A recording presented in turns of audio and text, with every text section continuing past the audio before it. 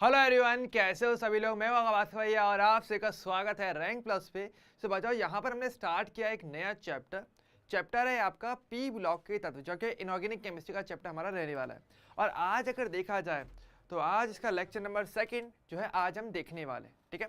और आज के जो टॉपिक्स हमारे पास रहेंगे, देखो हमने ये चैप्टर कल स्टार्ट किया इन नो डाउट, लेकिन इसमें वर्ग 13 से लेकर वर्ग 18 तक हमें हर एक वर्ग के बारे में जानना पड़ेगा। और उसके अंदर जो महत्वपूर्ण यौगिक हैं, जो कि आपके ओवरऑल केमिस्ट्री में काफ़ी बार रिपीट होते हैं, जिनके बारे में आपको ज़्यादा अच्छी नॉलेज होनी चाहिए, उन सब के बारे में हम ओवरऑल चर्चा करने वाले हैं, ठीक है। आज हम जिनकी बात करेंगे, आज हम बात करने वाले हैं मुख्य तौर पर वर्ग 14 और वर्ग 15 के तत्वों के बारे में और उनके यौगिकों के बारे में हम आज मुख्य तौर पर बात करने वाले हैं, ठीक है। थोड़ी रिएक्शंस भी देखेंगे और इसके अंदर हम आज संरचना बनाना भी सीखने वाले होंगे। तो जो आपने रासायनिक आबंधन एवं आणविक संरचना में सीखा है या अभी तक जो भी आपको नॉलेज थोड़ी थोड़ी पता है, वो सब कहीं ना कहीं आज और ज़्यादा यूज़ में आने वाली है। Okay, so good evening everyone, good evening Shiv, Muskan, Riya, कैसे हो? Okay, good evening Nikita, Sahil. Okay, और कौन कौन आ गए क्लास में? Good evening Gautam. चलिए ठीक है, अभी तक आप सभी लोग क्लास में आ गए हो, नाइस, अच्छी बात है। थोड़े जो और स्टूडेंट्स हैं वो भी एक बार क्लास में आ जाए और फिर हम आज के सेशन को स्टार्ट करेंगे, ठीक है। और आज के सेशन हम कहाँ से स्टार्ट करने वाले हैं? जो हमने कल, हमारा जो लास्ट टॉपिक था, हमने बेसिकली कार्बन परिवार हमने स्टार्ट किया था और मैंने थोड़ा सा आपको ऑक्साइड के बारे में बताना शुरू कर दिया था, है ना, कि हमारे पास कौन कौन से प्रकार के ऑक्साइड होते हैं बेसिकली इस परिवार के अंदर, और उनकी प्रकृति क्या रहती है, उदासीन कौन से होते हैं, उभयधर्मी कौन से होते हैं, अम्लीय कौन से होते हैं, क्षारीय कौन से हो सकते हैं। वो सारी बातें हमने लास्ट लेक्चर में हमने यहाँ तक हमने कवर किया था। और आज हम उसके आगे की थ्योरी पढ़ने वाले हैं। बेसिकली ऑक्साइड्स के थोड़े गुणों के बारे में हम जानने वाले हैं, कुछ संरचनाएं होंगी जो हमें जाननी होंगी, तो वो सारी चीज़ें हम आज क्लियर करेंगे। कुछ ऐसे शब्द भी हम सीखने वाले हैं जिनमें डिफरेंस पता होना बहुत ज़रूरी है। जैसे कि एक वर्ड होता है सिलिकन, एक होता है सिलिकॉन, एक होता है सिलिकेट, एक होता है सिलिका। तो 4 वर्ड्स अलग अलग होते हैं, तो इनके बारे में थोड़ा थोड़ा हम समझेंगे, थोड़े वर्डिंग को क्लियर करेंगे, ताकि इनके रिलेटेड अगर कोई भी वर्ड आप कभी भी केमिस्ट्री में आगे पढ़ते हो या अगर आपके एग्जाम में कभी ऐसा कोई वर्ड आ जाए तो आप उसमें कंफ्यूज नहीं हो, कि भाई क्लियर मतलब आपको पता होना चाहिए। ये बहुत ज़रूरी है, केमिस्ट्री में भटकाव बहुत ज़्यादा होता है।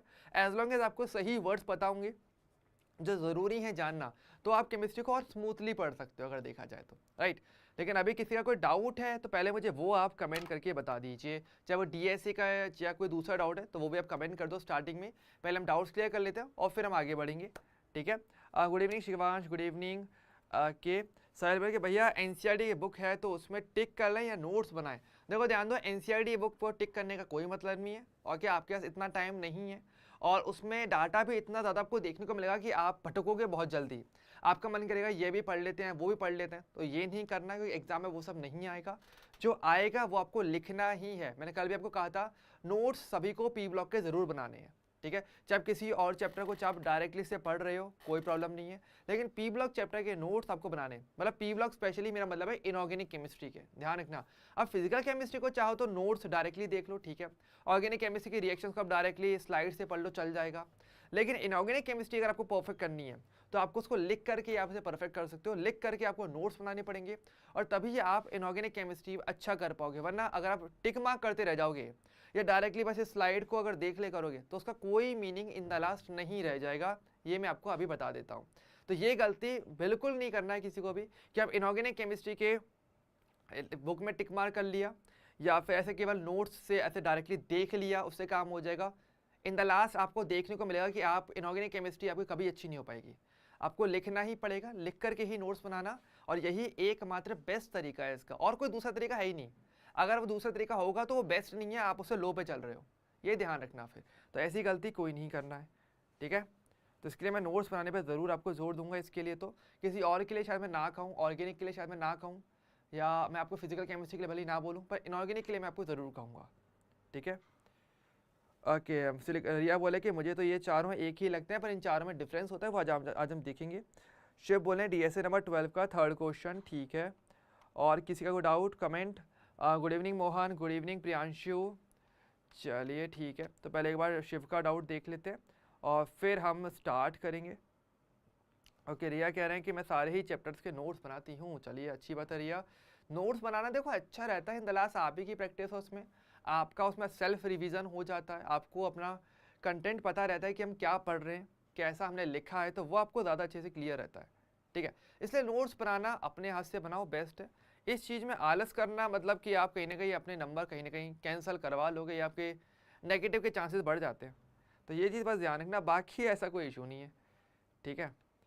चलिए, और हमारे पास क्या था, डीएसए नंबर 12। चलिए देखते हैं कौन सा क्वेश्चन है इसका। ओके, डीएसए नंबर 12 का क्वेश्चन नंबर 3, राइट। डीएसए नहीं मिला है ऐसी बात नहीं है, लास्ट तक के डीएसए सारे के सारे मैंने यहाँ से प्रोवाइड कर दिए हैं, ठीक है। इनकेस अगर कोई डीएसए अपलोड नहीं है तो वो डीएसए नंबर आप कमेंट कर दो कि जो भी डीएसए नंबर आपको नहीं मिला है, ठीक है, या कहाँ से डीएसए आपको नहीं शो कर रहे हैं, वो मुझे कमेंट कर देना, ठीक है। तो वो मैं बता दूंगा या मैं टीम के लिए बोल दूंगा कि इसको एक बार चेक किया जाए, ठीक है। ओके, और तो किसी का वैसे कोई डाउट मुझे यहाँ दिख नहीं रहा है।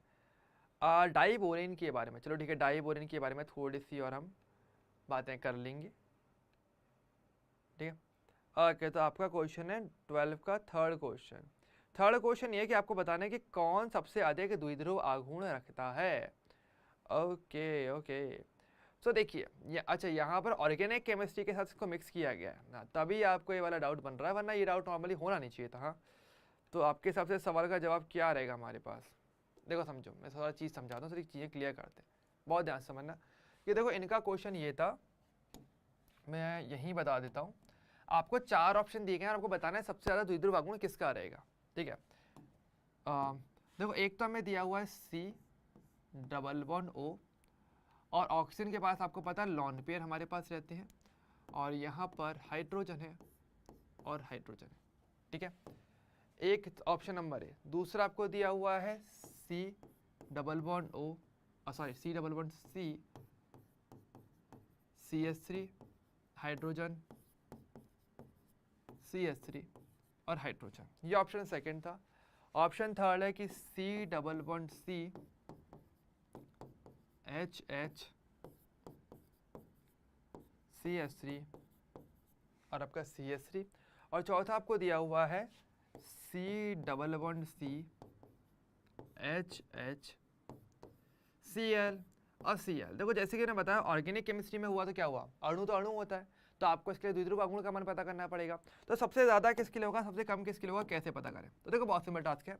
अब ऐसे मानो कि जो डबल बॉन्ड है वो ना एक आप पॉइंट, एक बिंदु की तरह मान लो कि ये ओवरऑल एक परमाणु है हमारे पास, ऐसे कि ये हमारे पास एक गोलाकार जगह 2 लॉन पेयर है,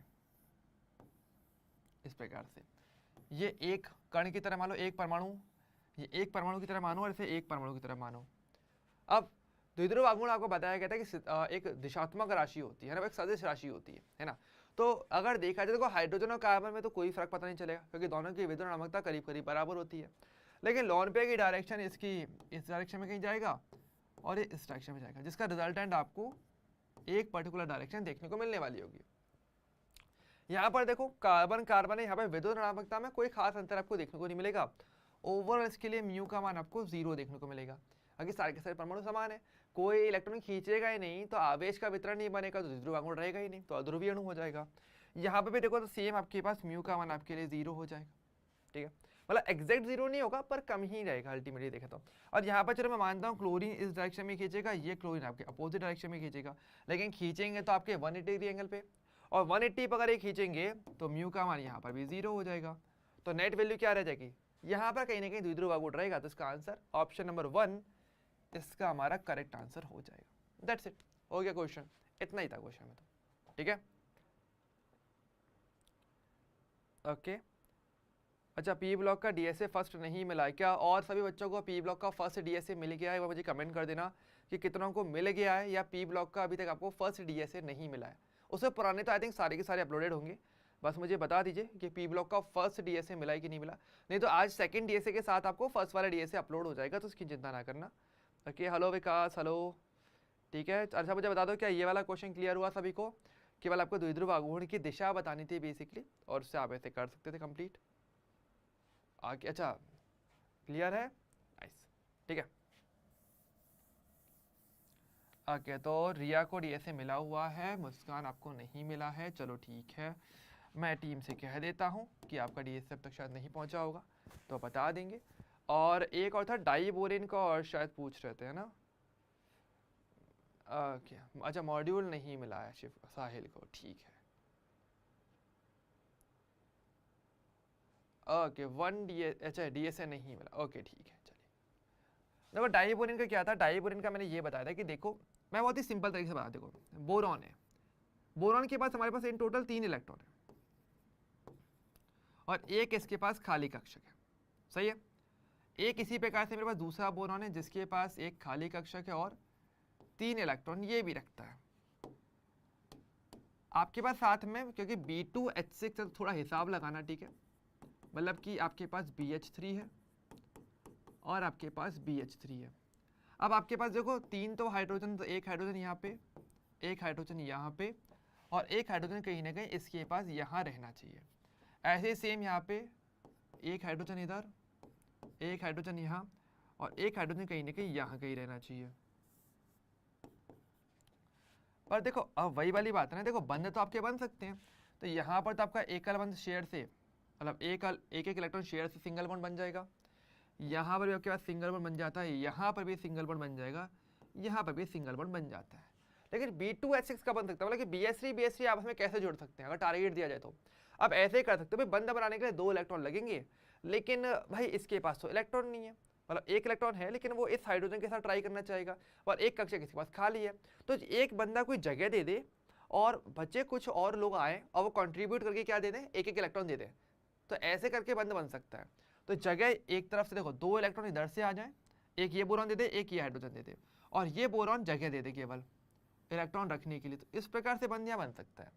सेम यहाँ पे एक तरफ फिर ये बोरॉन जगह दे दे और ये एक इलेक्ट्रॉन दे दे, ये एक इलेक्ट्रॉन दे दे और ऐसे जगह, तो एक बंद यहाँ बन जाएगा। जिस प्रकार से आपके पास कदली बंद बनता है, तो यहाँ पर क्या हुआ, 3 परमाणु ने काम किया, यानी कि 3 सेंटर, यानी 3 परमाणु के केंद्र या 3 केंद्र और इलेक्ट्रॉन कितने रहे, 2 इलेक्ट्रॉन। तो इस प्रकार से हमारे पास यहाँ पे 3 सेंटर 2 इलेक्ट्रॉन बॉन्ड देखने को मिलता है, यानी कि 3 केंद्र 2 पर इलेक्ट्रॉन बंद आपको देखने को मिलता है। और ये कौन सा होता है, इसके शेप होते हैं वो कहीं ना कहीं बनाना जैसे होती है, इसलिए इसको बनाना बॉन्ड बोलते हैं, ठीक है। जिसको आप कतली बंद या केला बंद जैसे कहते हो वो इस प्रकार से बनता है। ओके क्लियर सभी को? Okay hello Umakant, hello. चलिए तो आज तो बच्चे ज़्यादा टाइम पे ही आए हैं, चलो अच्छी बात है, नाइस। चलिए तो फिर आज के सेशन को स्टार्ट करें। हेलो ऋषि, मैं अच्छा हूँ, पूछने के लिए धन्यवाद। आई होप सभी लोग घर पर अच्छे ही हैं, है ना। चलिए उसमें एक क्वेश्चन में डाउट था पर मैं लिखना फिर से भूल गई ये क्या बात होती है। ओके चलो ठीक है, जब भी आपको डाउट याद आए तब आप बता देना, आराम से आपके डाउट्स में क्लियर कर दूंगा। आई होप ये वाली चीज़ क्लियर हो गई होगी, इसके अलावा इसमें कुछ नहीं है। अब यहाँ पर बस ये बात ध्यान रखना कि जो कतली बंध बनता है, मतलब देखो चारों जो मतलब दोनों बोरॉन और चारों हाइड्रोजन जो कोने के हैं वो तो एक ही प्लेन में आते हैं, लेकिन बनाना बॉन्ड के लिए जो ये हाइड्रोजन है वो प्लेन के ऊपर की ओर होगा और एक होगा नीचे की ओर। तो इस प्रकार से आपका कतली बंध बनता है 3D में अगर हम देखें तो। इसका मेरे पास डायग्राम नहीं है, अदरवाइज मैं इसको डायग्राम से आपको और समझाता, थोड़ा सा इमेजिनेशन करना पड़ेगा। ओके ठीक है चलिए तो अब चलो आज के सेशन को अब चलो स्टार्ट करते हैं। फाइनली जो हमारा टॉपिक था, अब चलो टॉपिक पे आते हैं अगेन बैक टू, ठीक है। सो देखिए आज हम वर्ग संख्या 14 और वर्ग संख्या 15 इनके तत्वों के बारे में जानेंगे, ठीक है, और इनके यौगिकों के बारे में हम समझने वाले हैं, ठीक है। तो वर्ग 14 और 15 की अगर बात करें तो देखो थोड़ा सा डाटा तो आपको पता होना ही चाहिए, जैसे कि हमने कल स्टार्ट किया था। तो यहाँ पे मेरे पास बोरॉन वाला पार्ट तो मेरा पूरा हो गया था, ठीक है, जिसकी सारी बात हमने देख ली थी। वर्ग 14 की हम बात करें थे जो कि आपका कार्बन परिवार रहता है। सामान्य तौर पे ध्यान रखना ये +4 ऑक्सीकरण शो करेगा नो डाउट, लेकिन वर्ग में ऊपर से नीचे जाते हो तो अक्रिय युग्म प्रभाव के कारण ये +2 भी प्रदर्शित करता है। तो यहाँ पर आपके पास अक्रिय युग्म प्रभाव का कॉन्सेप्ट मैंने कल आपको बताया था।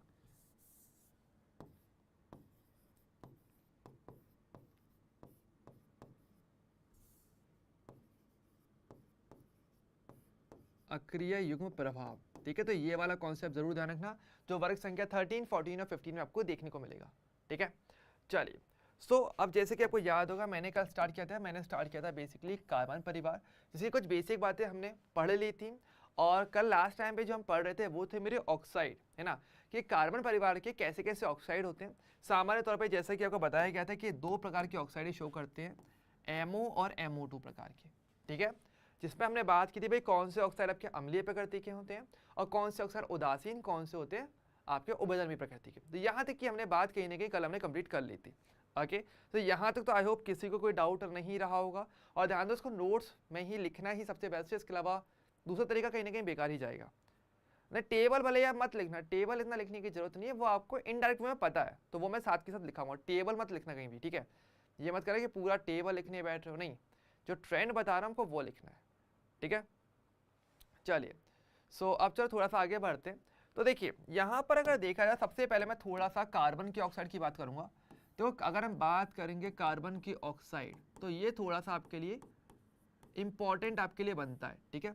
औरों की ऑक्साइड ठीक है, लेकिन कार्बन की ऑक्साइड ज़्यादा यूज में आते हैं। कार्बन के देखो मुख्य तौर पर हमारे पास दो ऑक्साइड होते हैं, एक तो CO और एक होता है CO2, कार्बन मोनोऑक्साइड और कार्बन डाइऑक्साइड।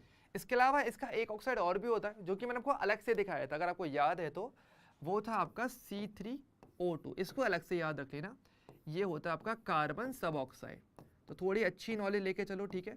तो आपका टास्क यही बनता है कि अब आप कितनी ज़्यादा नॉलेज ओवरऑल केमिस्ट्री में गेन कर पाते हो। तो वो सारे की सारी नॉलेज मैं आपको पूरी की पूरी दे दूंगा इस एक पी ब्लॉक के अंदर, जिससे कि आपको केमिस्ट्री के इतने यौगिक पता रहेंगे जो सारे के सारे इंपॉर्टेंट है। वो सारी रिएक्शंस जो पूरी केमिस्ट्री में घूम फिर के आपके पास वापस आने वाली हैं, वो सारी इसी चैप्टर में आएंगी। तो यहाँ से आपका पूरा कोर केमिस्ट्री वाला पार्ट अब चलता है, ठीक है। तो मोनोऑक्साइड, डाइऑक्साइड, आपका कार्बन सब ऑक्साइड। यहाँ पर आपको याद होगा कार्बन मोनोऑक्साइड का तो हमने देखा भी था, स्ट्रक्चर बना के कुछ इस प्रकार से इसका स्ट्रक्चर दिखता है, रेखीय संरचना। कार्बन डाइऑक्साइड में CO2 आप इस प्रकार से बनाते हो। और कार्बन सब ऑक्साइड की अगर हम बात करेंगे, तो कार्बन डबल बॉन्ड ऑक्सीजन एक तरफ, डबल बॉन्ड कार्बन और डबल बॉन्ड ऑक्सीजन, जो कि आपका C3O2 की आपकी संरचना रहती है, ठीक है। यहाँ पर कुछ बेसिक बातें भी मैंने आपको बताई थी, जैसे कि आपको याद होगा यहाँ पर हम थोड़ा संकरण की बातें कर सकते हैं, बंद कोण की चाहे तो हम बातें कर सकते हैं, और आवेश की बातें, ये सारी बातें यहाँ पे की जा सकती है। जैसे कार्बन, इस पर जो आवेश है वो आपका +2 रहता है, इस पर आवेश क्या रहता है, +4 रहता है। यहाँ पे बीच वाले पे आवेश 0 है और साइड वाले पे +2 और +2 देखने को मिलता है ना। तो ये सारी बातें हमने कहीं ना कहीं रेडॉक्स अभिक्रिया चैप्टर के अंदर हमने इसको थोड़ा समझा था। तो आई होप आपको ये वाली चीज़ थोड़ी सी याद रहोगी, नाम आपको याद रहा होगा, है ना। सभी को याद तो है ना भाई, थोड़ा थोड़ा मुझे बताते हुए चलना, है ना। कल का तो क्लियर है, नाइस, ठीक है। चलिए बहुत बढ़िया बात है, ठीक है। अब देखो समझो, अब यहाँ पर हमारे पास पॉइंट क्या आता है, पॉइंट हमारे पास ये आता है कि सबसे पहले हम बात करेंगे कार्बन मोनोऑक्साइड के लिए, वो थोड़ा सा आपके लिए ज़रूरी है। इसके कुछ पॉइंट्स हैं जो आपको हेल्प करते हैं। तो अगर हम बात करेंगे ओवरऑल CO के लिए, यानी कार्बन मोनोऑक्साइड के लिए अगर बात करें, तो देखो सबसे पहले इसको बनाते कैसे हैं और किसकी रिएक्शन थोड़ी सी हमारे लिए इंपॉर्टेंट रहेगा, तो वो आपको ज़रूर समझते हुए चलना है। तो क्या क्या सबसे पहला तरीका सबसे इंपॉर्टेंट है, वो ये है कि अगर आप सांद्र सल्फ्यूरिक अम्ल और 373 केल्विन टेम्परेचर पर जब फॉर्मिक अम्ल लिया जाता है और उसके द्वारा निर्जलीकरण कराने पर अल्प मात्रा में शुद्ध कार्बन मोनोऑक्साइड प्राप्त होती है। इसकी रिएक्शन इंपॉर्टेंट है, इसको जरूर ध्यान रखना है। फॉर्मिक अम्ल बेसिकली होता है HCOOH, जो कि आपके कार्बोक्सिलिक अम्ल का सबसे पहला सदस्य होता है, वो बेसिकली फॉर्मिक अम्ल है, ठीक है। वैसे इसको आप मेथोनिक अम्ल भी बोलते हो, अगर आपको याद हो IUPAC नेम। थोड़े थोड़े कुछ पॉइंट्स मैं अलग से लिख लेता हूँ, जैसे कि अगर हम बात करेंगे HCOOH, इसका सामान्य नाम आपका क्या होता है, फॉर्मिक अम्ल होता है, फॉर्मिक अम्ल। वैसे इसका जो IUPAC नाम है वो आपका मेथेनोइक अम्ल है। IUPAC कैसे लिखेंगे वो हम ऑर्गेनिक में सीखेंगे, ठीक है, वो बहुत जल्द आने वाला है। वैसे इसको मेथोनिक अम्ल के नाम से भी जाना जाता है, ये इसका IUPAC नेम है, ठीक है। और फॉर्मिक अम्ल जो होता है वो असल में इसका सामान्य नाम होता है। बेसिकली असल में ये लाल रंग की चींटियों से मिलता है, जिसको आप फॉर्मिका कहते हो, तो वहां से इसका नाम फॉर्मिक अम्ल होता है। जो चींटी में जो डंक होता है ना, उसमें बेसिकली ये फॉर्मिक अम्ल पाया जाता है, और इसी से आपको जलन महसूस होती है। जब चींटी काट लेती है तो जलन लगती है ना, कि चुभन सी होती है, वो बेसिकली इस अम्ल के कारण से होती है। तो फॉर्मिका जो लाल चींटियों के अंदर होता है, ठीक है, क्लियर है। अच्छा, वैसे एक बात बहुत ही फिक्स है, अगर हम CO या CO2 की बात करेंगे तो बनाने के तरीके में एक चीज़ बहुत ही कॉमन आता है कि जब आप CO को बनाते हो ना, तो CO को आप बनाते हो कि कार्बन प्लस अल्प मात्रा में ऑक्सीजन, अल्प या सीमित, अल्प या सीमित मात्रा में O2। जब ऐसे रिएक्शन होती है तो आपका CO बनता है। लेकिन जब CO2 बनाना होता है, कार्बन डाइऑक्साइड का बनता है जब ऑक्सीजन की अच्छी मात्रा रहे, यानी कार्बन प्लस ऑक्सीजन रहेगा पर वो आधिक्य में रहेगा, वो अच्छी खासी मात्रा में रहता है, तो ऐसे में आपको CO2 बनता है ना। ये दोनों में बेसिक फर्क होता है। हालांकि कार्बन मोनोऑक्साइड विषैली होती है, ध्यान रखना। इसकी नेचर की बात करेंगे तो ये आपके लिए विषैला होता है, ये ज़्यादा खतरनाक होता है क्योंकि ऑक्सीजन की मात्रा कम रहती है, अच्छे से मतलब आपका कार्बन जला नहीं है, तो इस केस में आपको कार्बन मोनोऑक्साइड बनेगा जो कि विषैली गैस होती है, ठीक है, इससे थोड़ा बचना पड़ता है अपने को, ठीक है। अच्छा रिएक्शन देखो, रिएक्शन क्या है, तो यहाँ पर हम क्या लेने वाले हैं, सांद्र H2SO4 का उपयोग और 373 केल्विन टेम्परेचर, यानी कि हमारे पास 100 डिग्री सेल्सियस का टेम्परेचर। जब ऐसा होगा तो इससे जल निकलेगा, यानी कि H2O अलग निकल जाएगा और CO कार्बन मोनोऑक्साइड का बनेगा। तो इस प्रकार से हम बात करते हैं, ठीक है। तो ध्यान दो, यहाँ पर एक वर्ड आप सीख रहे हो, निर्जलीकरण। तो निर्जलीकरण का मतलब यही होता है, निर्जल का मतलब क्या होता है, जल का निकलना, निर्जल का मतलब क्या है, जल निकल जाए, है ना। तो बेसिकली अगर हम बात करेंगे निर्जलीकरण की, तो इसका अर्थ ही यही होता है क्या, जल का निष्कासन, जल का निष्कासन, जल अगर निकल जाता है तो निर्जलीकरण कहते हैं, ठीक है। और सांद्र H2SO4 एक बहुत अच्छा निर्जलीकारक होता है। बेसिकली ऑर्गेनिक केमिस्ट्री के अंदर भी हम सीखेंगे कि जब आप किसी भी रिएक्शन में अगर सांद्र H2SO4 आ रहा है तो उसका एक सीधे सीधे मीनिंग ये निकलता है कि वहां से अब उस अणु में से जल कहीं ना कहीं निकलेगा। तो इसलिए जो सांद्र H2SO4 है उसको निर्जलीकारक भी कहा जाता है, ठीक है। निर्जलीकारक मतलब जो जल निकालने का कार्य कर रहा है। तो निर्जलीकारक की अगर बात करेंगे तो हमारे पास जो कंसंट्रेटेड H2SO4 होता है, जो सांद्र H2SO4 होता है, वो निर्जलीकारक हमारे पास रहता है। तो वही चीज़ आपको यहाँ देखने को मिल रही है, H2O निकल गया। और आप कैलकुलेशन अगर सही से करते हो तो देखो 2 हाइड्रोजन और 1 ऑक्सीजन निकाल दो, CO ही बचेगा। अगर आप चाहो तो आराम से नंबर काउंटिंग करके देख लो, दोनों लेफ्ट और राइट दोनों की रिएक्शन बैलेंस दी हुई है अगर ध्यान से देखा जाए तो, राइट। तो ये आपका सबसे पहला तरीका होता है, ये थोड़ा इंपॉर्टेंट है हमारे लिए, ठीक है। ऑर्गेनिक में फिर से रिपीट होगा, इसलिए ध्यान रखना। अच्छा, इसके अलावा देखो फिर इसके कुछ प्रोसेस दिए हुए हैं जो काफ़ी इंपॉर्टेंट है, कुछ और औद्योगिक विधियाँ भी होती हैं जिसमें आपको कुछ अच्छे नाम और सीखने को मिलने वाले हैं, ठीक है। तो हाँ प्लीज़ मुझे कमेंट करते हुए चलना है, ठीक है, सभी को, ठीक है। चलिए अब देखो आगे आगे क्या प्रोसेस लिखा हुआ, देखो औद्योगिक विधि से कैसे बनाते हैं, देखो समझो। औद्योगिक रूप से कोक, कोक बेसिकली मतलब कोयला, कार्बन को ही कोक कहा जाता है, ठीक है। तो यहाँ पर जो लिखा है ना, ये बेसिकली कोक है, कोक मतलब कार्बन कह दो, कोयला कह दो, वो बेसिकली ये होता है। तो कोक पर जब भाप प्रवाहित की जाती है, एच, देखो यहाँ पे फोकस करो, रिएक्शन पर जब देखिए करो, H2O लिखा हुआ है, इसका मतलब पानी गैस अवस्था में है। अब जल को गैस अवस्था में बोलोगे तो जलवाष्प या भाप ही कहते हो, तो वही, तो यहाँ पर क्या भाप से रिएक्शन करवा रहे हो। और हम जानते हैं भाप 100 से ऊपर बनती है, मतलब 100 डिग्री सेल्सियस से ऊपर का टेम्परेचर चाहिए, मतलब काफ़ी हाई टेम्परेचर, आप हाई टेम्परेचर पे ये रिएक्शन करवाई जा रही है। और टेम्परेचर देखो क्या है, 473 से 1273 केल्विन टेम्परेचर, ये केल्विन में टेम्परेचर, ठीक है, बहुत हाई टेम्परेचर है। तो ऐसा अगर होगा तो बनता है। इस प्रोसेस में क्या होता है, जब कार्बन की रिएक्शन H2O से करवाओगे तो दो चीज़ें बनती हैं, एक तो कार्बन तो ऑक्सीजन को लेकर के अलग हो जाएगा तो CO बन जाएगा, और साथ में हाइड्रोजन गैस बनती है, ठीक है। और जो CO और जो हाइड्रोजन गैस इस पॉइंट पे बनता है, उसके मिश्रण को वाटर गैस या संश्लेषित गैस के नाम से जाना जाता है, ठीक है। बहुत अच्छा क्वेश्चन आपके लिए बनता है, वाटर गैस बोलते हैं उसको, संश्लेषित गैस भी आप कहते हो, इसके मिक्सचर को कहते हैं, ठीक है। अकेला CO को नहीं कहते, CO प्लस H2 को वाटर गैस या फिर संश्लेषित गैस कहा जाता है, या संश्लेषण गैस कहा जाता है, ठीक है। वैसे बता दूं, अभी तो जैसे हाइड्रोजन, आपके पास एक चैप्टर था पहले, हाइड्रोजन, एक चैप्टर आप अलग से पढ़ते थे 11th के अंदर, ठीक है। तो उस चैप्टर के अंदर बेसिकली इसके बारे में बताया गया था, ठीक है। लेकिन वो चैप्टर अब नहीं रहा, लेकिन पी ब्लॉक की मदद से उस चैप्टर की बातें यहाँ आ जाती है, तो कॉमन टॉपिक है, ध्यान रखना, ठीक है। अच्छा, अगली रिएक्शन देखो, ये भी सेम हाइड्रोजन चैप्टर के अंदर की थी, चैप्टर नहीं रहा लेकिन पी ब्लॉक के अंदर आ गया, ठीक है। तो ध्यान रखना, मतलब पहले भी था।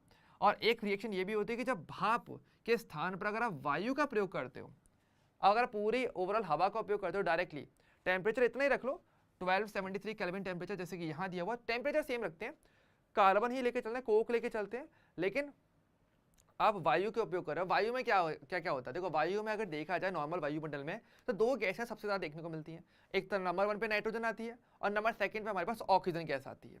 तो हमने उन्हीं को लेकर चला है, तो ऑक्सीजन और नाइट्रोजन बेसिकली उससे रिएक्शन करवा रहे हैं। तो बात एक ही है, ये कायदे से देखा जाए तो ये दोनों गैसें वायुमंडल में सबसे ज़्यादा पाई जाती हैं, तो वायु कह लो या फिर आप O2 एंड N2 कह लो, बात तो एक ही जा रही है, मीनिंग तो वही निकल गया ना।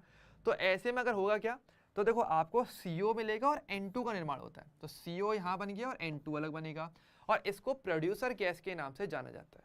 इसको क्या बोलते हैं, प्रोड्यूसर गैस। तो CO और N2 के मिश्रण को बेसिकली प्रोड्यूसर गैस के नाम से जाना जाता है, ठीक है। तो ये पैराग्राफ काफ़ी इंपॉर्टेंट अगर देखा जाए तो, सबसे इंपॉर्टेंट पैराग्राफ जो वर्ड्स आपको पता होने चाहिए, जितनी चीज़ें क्लियर रहेंगी वो ये है। तो इन पर थोड़ा फोकस हमने करना है, ठीक है। कि देखो ध्यान दो, आपके एग्जाम के अंदर ध्यान रखना, भले ही एक बार के लिए हम ये कह सकते हैं कि भाई चैप्टर एलिमिनेट हुए हैं, टॉपिक एलिमिनेट हुए हैं, लेकिन ये किसी ने नहीं कहा कि केमिस्ट्री से रिलेटेड वर्ड नहीं आ सकता आपके पास। केमिस्ट्री से रिलेटेड शब्द, उनसे रिलेटेड संरचनाएं कोई भी आपसे पूछी जा सकते हैं, चाहे वो चैप्टर एलिमिनेट ही क्यों ना हो। तो इसका रिस्क अपने को नहीं लेना है, अपने को सिर्फ छोटे छोटे वर्ड क्लियर करने वाले। बहुत ही बेसिक रिएक्शन है अभी तक देखो तो, कोई बहुत मुश्किल कंडीशन नहीं है, सेम कंडीशन है अगर ध्यान से देखा जाए। ओके, क्लियर है? तो ये वाला पेज आई होप सभी को क्लियर हो गया होगा। एक बार मुझे थम्स अप दिखा दीजिए अगर यहाँ तक क्लियर है तो, ठीक है। फटाफट से थम्स अप दिखा दो सभी लोग, और फिर हम आगे बढ़ते हैं। आराम से चाहो तो देख सकते हो, थोड़ा सा रीडिंग लगानी है रीडिंग लगा लो, आपका मन है।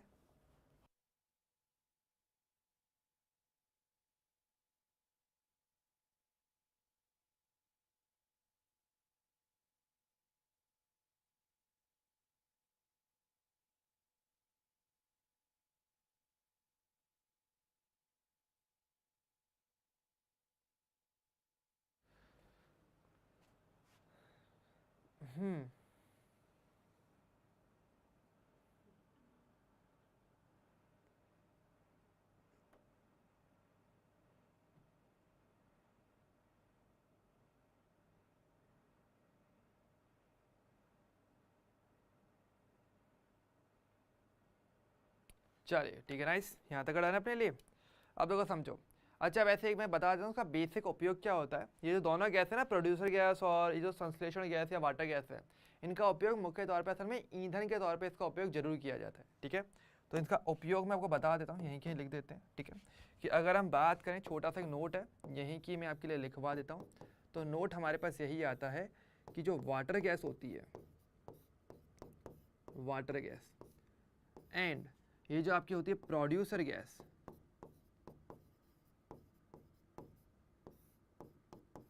ये दोनों ही कहाँ पर उपयोग आते हैं? इनका उपयोग ऐसा ईंधन के तौर पे आप करते हो। तो जो ईंधन होता है ना, वहाँ पर बेसिकली आप इन गैसों का उपयोग किया जाता है, ठीक है। थोड़ा बहुत उपयोग है, पता होना चाहिए, ठीक है। चलिए ओके, तो ये तो हमारा सबसे पहले वाली बात हो गई, ठीक है। अच्छा, अब इसके अलावा देखो एक ऑक्साइड, हम कार्बन डाइऑक्साइड की बातों कर लेते हैं और फिर हम सिलिकॉन की बात करेंगे, ठीक है।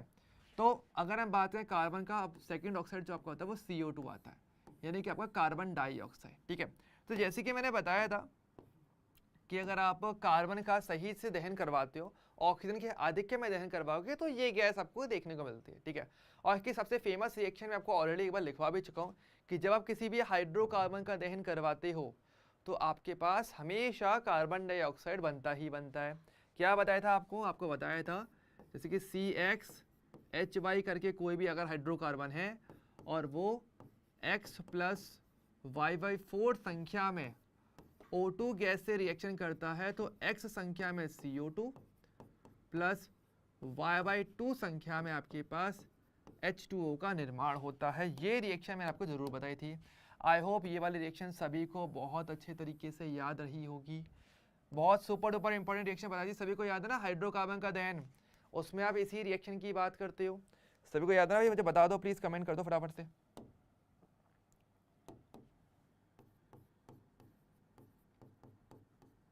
ये बेसिकली है आपके पास हाइड्रोकार्बन का दहन, ठीक है। तो अगर आप हाइड्रोकार्बन का दहन करवाते हो तो इस प्रकार से दहन करवाते हो, और ये रिएक्शन परफेक्टली बैलेंस है।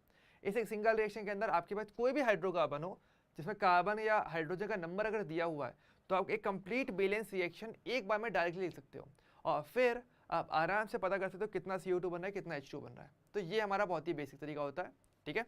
तो ये ध्यान रखना भी सभी को। रिपीट हो रहा है, देखो अगेन रिपीट हो गया, फर्स्ट चैप्टर का पार्ट था, रिपीट हो गया है। ओके चलो, बहुत बढ़िया, नाइस, ठीक है। अब देखो समझो आगे, अब यहाँ पे इसकी एक रिएक्शन और है जो आपको कहीं ना कहीं हेल्प करती है, और एक नए यौगिक के बारे में आप जानते हो। देखो ध्यान दो, जब CO2 की बात करेंगे ना, तो CO2 अगर जल योजित किया जाता है, यानी इसकी जल से रिएक्शन करवाई जाती है, जब पानी से रिएक्शन करता है तो ये अम्ल का निर्माण करता है, और ये बनाता है आपका H2CO3। जहाँ से देखो दोनों को मैंने जोड़ दिया है, 2 हाइड्रोजन 1 कार्बन और टोटल 3 ऑक्सीजन, इसको बोलते हो कार्बोनिक अम्ल। ओके, इसको क्या बोलते हो आप? कार्बोनिक अम्ल कहते हो। इसको आप कार्बोनिक अम्ल के नाम से जानते हो, ठीक है। तो ध्यान रखना, और ये एक बहुत ही अच्छा प्रूफ रहता है कि CO2 आपकी अम्लीय प्रकृति की होती है।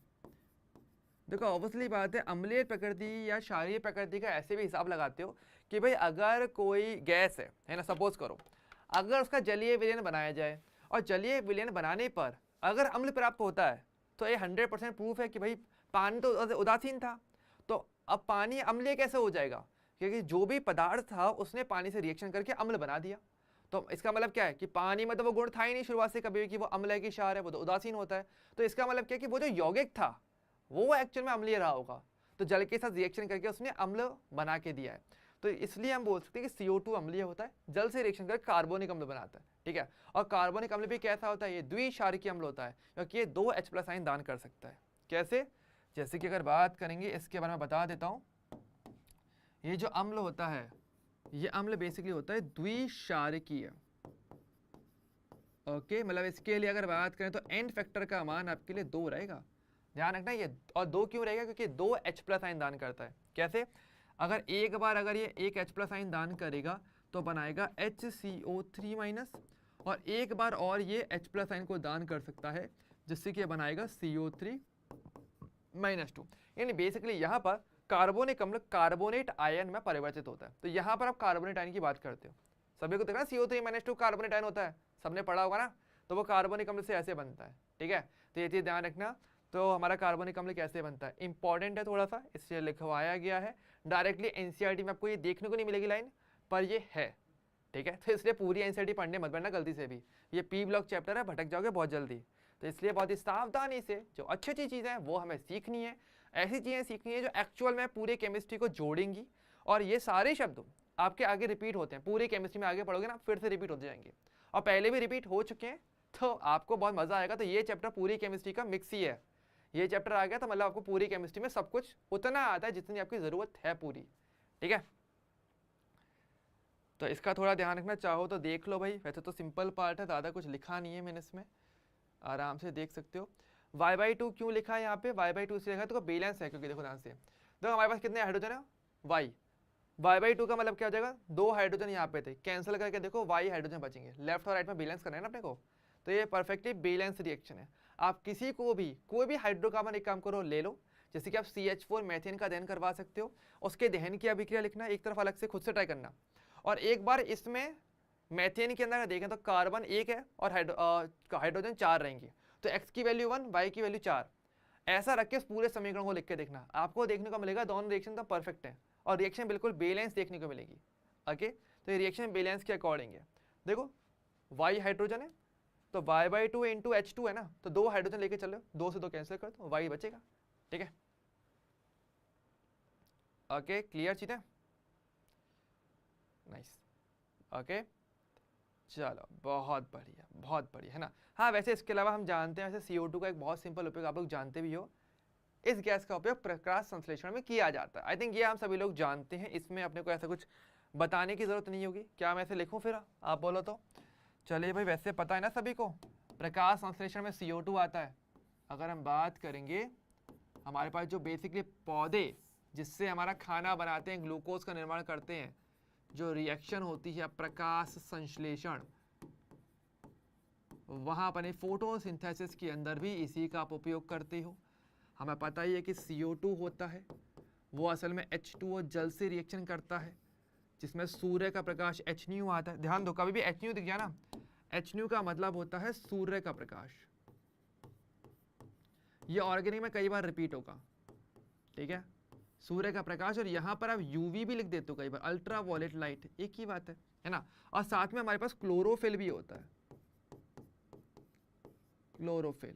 अच्छा, किसी को पता है कि क्लोरोफिल बेसिकली कौन सी धातु का बना होता है? मतलब क्लोरोफिल के अंदर ये बड़ा सा संकुल होता है, तो यहाँ पर कौन सी धातु पाई जाती है? कितने बच्चों को पता है? मुझे प्लीज कमेंट करना और आंसर बताओ मुझे, क्लोरोफिल में बेसिकली कौन सी धातु पाई जाती है? अच्छा इंपॉर्टेंट क्वेश्चन है, ठीक है। चलो वो भी मैं यहाँ पे ऐड कर दूंगा। तो जब यहाँ पे रिएक्शन होती है तो रिएक्शन में बेसिकली आपको क्या बनता है? आपको बनता है C6H12O6 जो कि आपका ग्लूकोज है, और साथ में यहाँ पे ऑक्सीजन गैस भी आपकी मुक्त होती है, ठीक है। इस प्रकार से हम बात करते हैं इस ओवरऑल रिएक्शन में। चाहो तो बाद में आप बैलेंस खुद से करें ना, वो आपका टारगेट है, ठीक है। हालांकि बैलेंस करना भी बहुत आसान है, कुछ ज़्यादा कुछ है नहीं।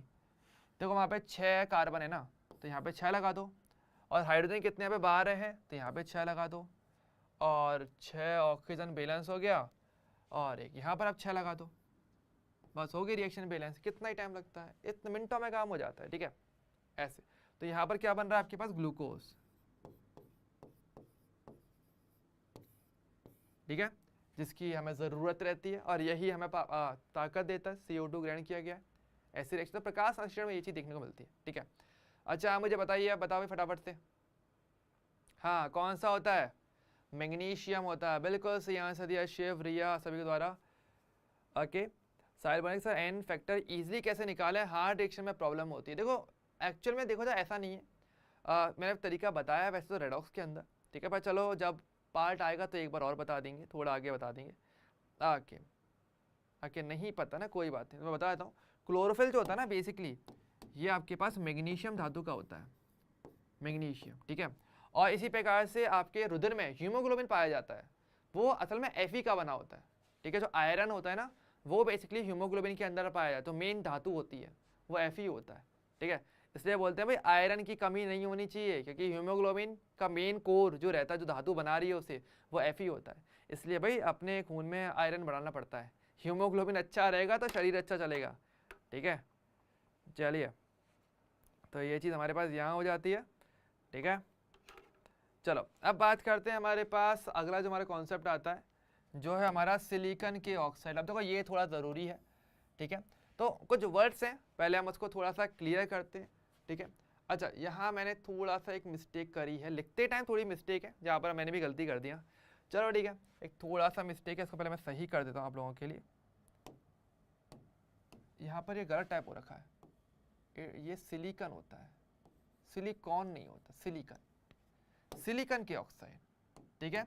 अब देखो समझो, पहले हम कुछ वर्ड्स क्लियर करते हैं। मैं आपको कुछ 4 वर्ड बताने वाला हूँ, जैसे कि मैंने स्टार्टिंग में बोले थे, सिलिकॉन, सिलिकॉन, सिलिकेट और सिलिका, 4 वर्ड होते हैं और चारों ही अलग अलग होते हैं, ठीक है। तो पहले एक बार बेसिक डिफरेंस समझते हैं वर्ड्स में क्या होता है, और फिर इनके अंदर थोड़ा डीप में बात करेंगे, ठीक है। तो देखो हमारे पास देखो सबसे पहला वर्ड असल में जब सीखते हो वो होता है सिलिकॉन। मैं यहाँ साइड में लिख देता हूँ, ठीक है। एक तो होता है आपके पास सिलिकॉन, ठीक है। एक होता है आपका सिलिकॉन, जो कि अभी आपको दिखा था, जो मैंने यहाँ पे करेक्ट किया है। एक होता है आपका सिलिकेट, ठीक है। चलो पहले मैं सिलिकॉन के बाद पहले मैं सिलिका लिख लेता हूँ, ये थोड़ा इजी वर्ड रहेगा तो आपको समझना आसान रहेगा। पहले सिलिका लिख लेते हैं ना, और यहाँ पर हम लिखते हैं आपका सिलिकॉन, ठीक है। तो 4 वर्ड हमारे पास आते हैं, हम चारों वर्ड देखो अलग अलग। अच्छा कितने बच्चों को पता है, चलो मैं यहाँ पे चलो नंबरिंग कर देता हूँ, ठीक है।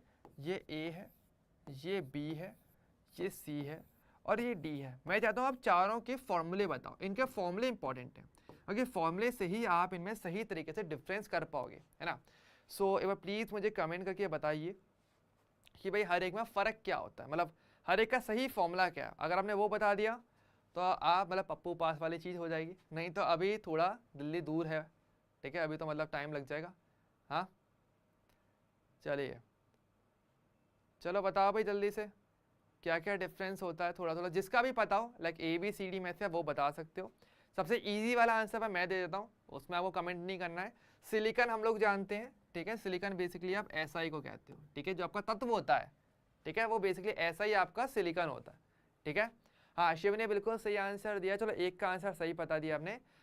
कि सिलिका क्या होता है, सिलिका बेसिकली होता है आपका SiO2, ठीक है। सिलिका जो SiO2 होता है, ठीक है, जो आपको होता है जो रेत में पाया, हमने सुना होगा रेत के अंदर सिलिका पाया जाता है, तो वो बेसिकली ये वाला सिलिका होता है, ठीक है। सिलिका SiO2 होता है, सिलिकॉन डाइऑक्साइड इसका बोलते हो। जो बोलते हैं ना जो क्वार्ट्ज बनता है, आई थिंक सभी ने क्वार्ट्ज सुना होगा, घड़ियों में अक्सर देखा होगा क्वार्ट्ज वर्ड लिखा हुआ रहता है, तो वो जो क्वार्ट्ज है वो बेसिकली सिलिका का बना होता है, ठीक है, वो उसका एक रूप होता है, ठीक है। ओके चलिए ठीक है, पर तीसरा वाला तो गलत है, तीसरा वाला आंसर मेरे हिसाब से काफ़ी कम बच्चे बता पाएंगे। सिलिकॉन क्या होता है, सिलिकॉन बहुत कम पता होगा शायद, है ना। किसी को आइडिया है सिलिकॉन के बारे में, मैं आपके कमेंट्स ही देख रहा हूँ लगातार। ओके अच्छा नहीं पता है, कम लोगों को पता होगा, इसका नॉलेज कम रहता है ना, तो वही ना, तो ये डिफरेंस पता होना चाहिए, ठीक है, वरना आप गलत कर लोगे इसमें तो, राइट। तो चलो मैं थोड़ा थोड़ा आपको आइडिया देके चलता हूँ, हर एक के बारे में थोड़ा थोड़ा समझते हैं, ठीक है। देखो सिलिकॉन तो हमें पता है, सिलिकॉन तत्व, ठीक है, ये वर्ड तो क्लियर है। जब हम बात करते हैं सिलिका, सिलिका बेसिकली जो होता है वो ये होता है SiO2, मतलब कि आपका सिलिकॉन डाइऑक्साइड, जिसकी हमें चर्चा करनी है।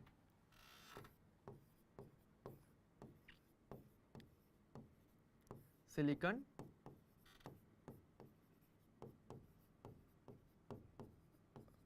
डाइऑक्साइड, जो सिलिकॉन डाइऑक्साइड होता है वो बेसिकली आपका सिलिका होता है, ठीक है।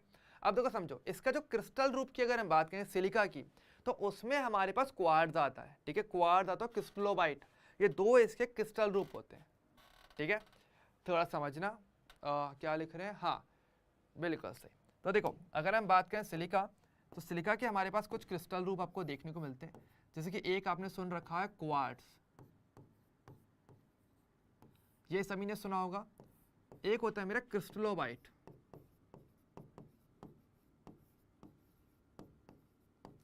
ये क्या होता है, ये भी असल में इसका क्रिस्टल रूप है, मतलब आपको जैसे पता है रेत में भी सिलिका होता है, लेकिन वो क्रिस्टल नहीं है, ठीक है। पर उसको अगर आप गर्म करते हो, तो गर्म करने से क्या होता है, जो कण होते हैं ना, मतलब किसी चीज़ को गर्म करो, जब मैं इसको क्रिस्टल रूप बताऊंगा कैसे क्रिस्टल बनते हैं, उसमें आपको बताऊंगा आराम से, ठीक है। और एक और होता है आपका क्या होता है हमारे पास, हाँ ट्राइडाइमाइट,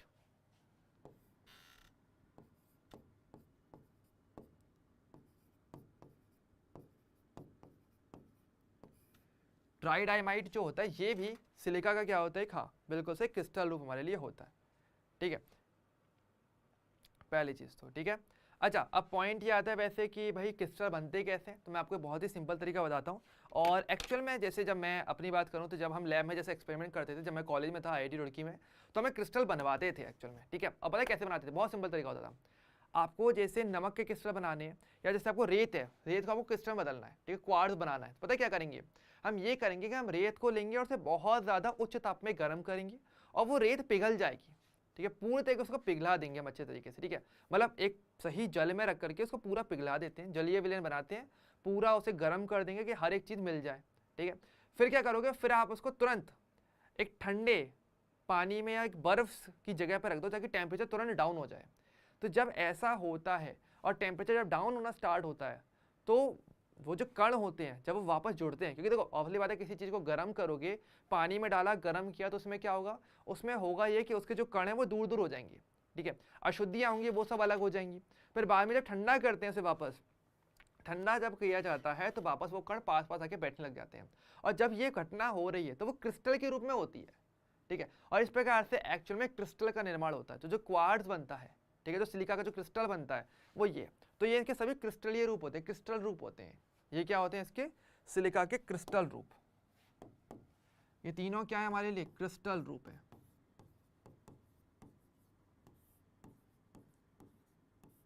ठीक है। तो ये क्रिस्टल है तीनों के तीनों, ओके क्लियर, चलिए ठीक है। तो ये हमारा आपका सिलिका की बात करते हैं, तो ठीक है। बाकी वैसे तो देखो इसमें ज़्यादा कुछ सीखने का नहीं है, बस बेसिक नाम बता रहा हूँ, उसके अलावा हमको ज़्यादा काम का है नहीं हमारे लिए, ठीक है। हाँ वैसे आप चाहो तो इसकी संरचना आप चाहो तो सीख सकते हो। वैसे देखो यहाँ पे लिखा भी है, मैंने यहाँ पे अलग से लिए आपके लिए लेकर के भी आया था, जो मैंने यहाँ पे लिखा है कि सिलिकॉन डाइऑक्साइड, जिसे सामान्यतः क्या बोलते हैं, सिलिका कहते हो, इसके क्रिस्टल संरचनात्मक रूप होते हैं, मतलब क्रिस्टल रूप में देखने को मिलता है, जैसे कि क्वार्ट्ज होता है हमारे पास, क्रिस्टलोबाइट होता है, और आपके पास ट्राइडामाइट होता है, ठीक है। और अगर टेम्परेचर अगर आप सही दोगे ना, तो सही टेम्परेचर पर ये आपस में अंतर परिवर्तनीय होते हैं, मतलब इनको एक दूसरे रूपों में बदला जा सकता है, तो एक पॉसिबिलिटी पूरी रहती है। सिलिका कैसा होता है, देखो सिलिका कुछ ऐसा होता है कि जबकि SiO2 इकाइयाँ हैं, वो इस प्रकार से त्रिविम जालक बनाते हुए एक दूसरे जुड़ती चली जाती हैं। जैसे देखो ये आपके पास एक SiO2 है, यहाँ पर आपके पास दूसरा SiO2 हो गया, यहाँ पर तीसरा SiO2 हो गया, तो आपस में ये जुड़ती चली जाती हैं, जिससे कि इसका त्रिविम जालक बनता है। तो हम क्या बोलते हैं, तो यहाँ पर मैं लिख सकता हूँ कि SiO2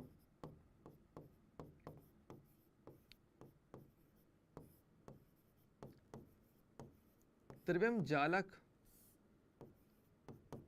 के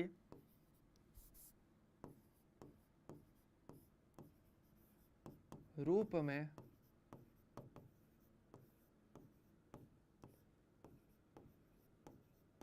उपस्थित रहता है।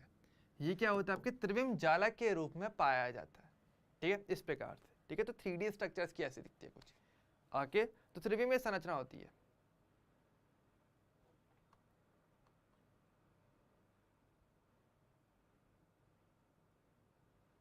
ठीक है।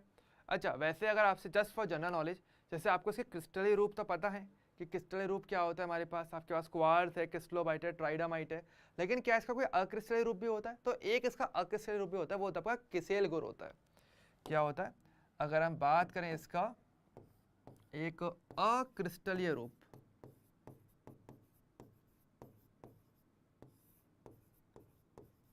वो कौन सा रहेगा? इसका एक अक्रिस्टलीय रूप है जिसका नाम होता है किसेल गुण।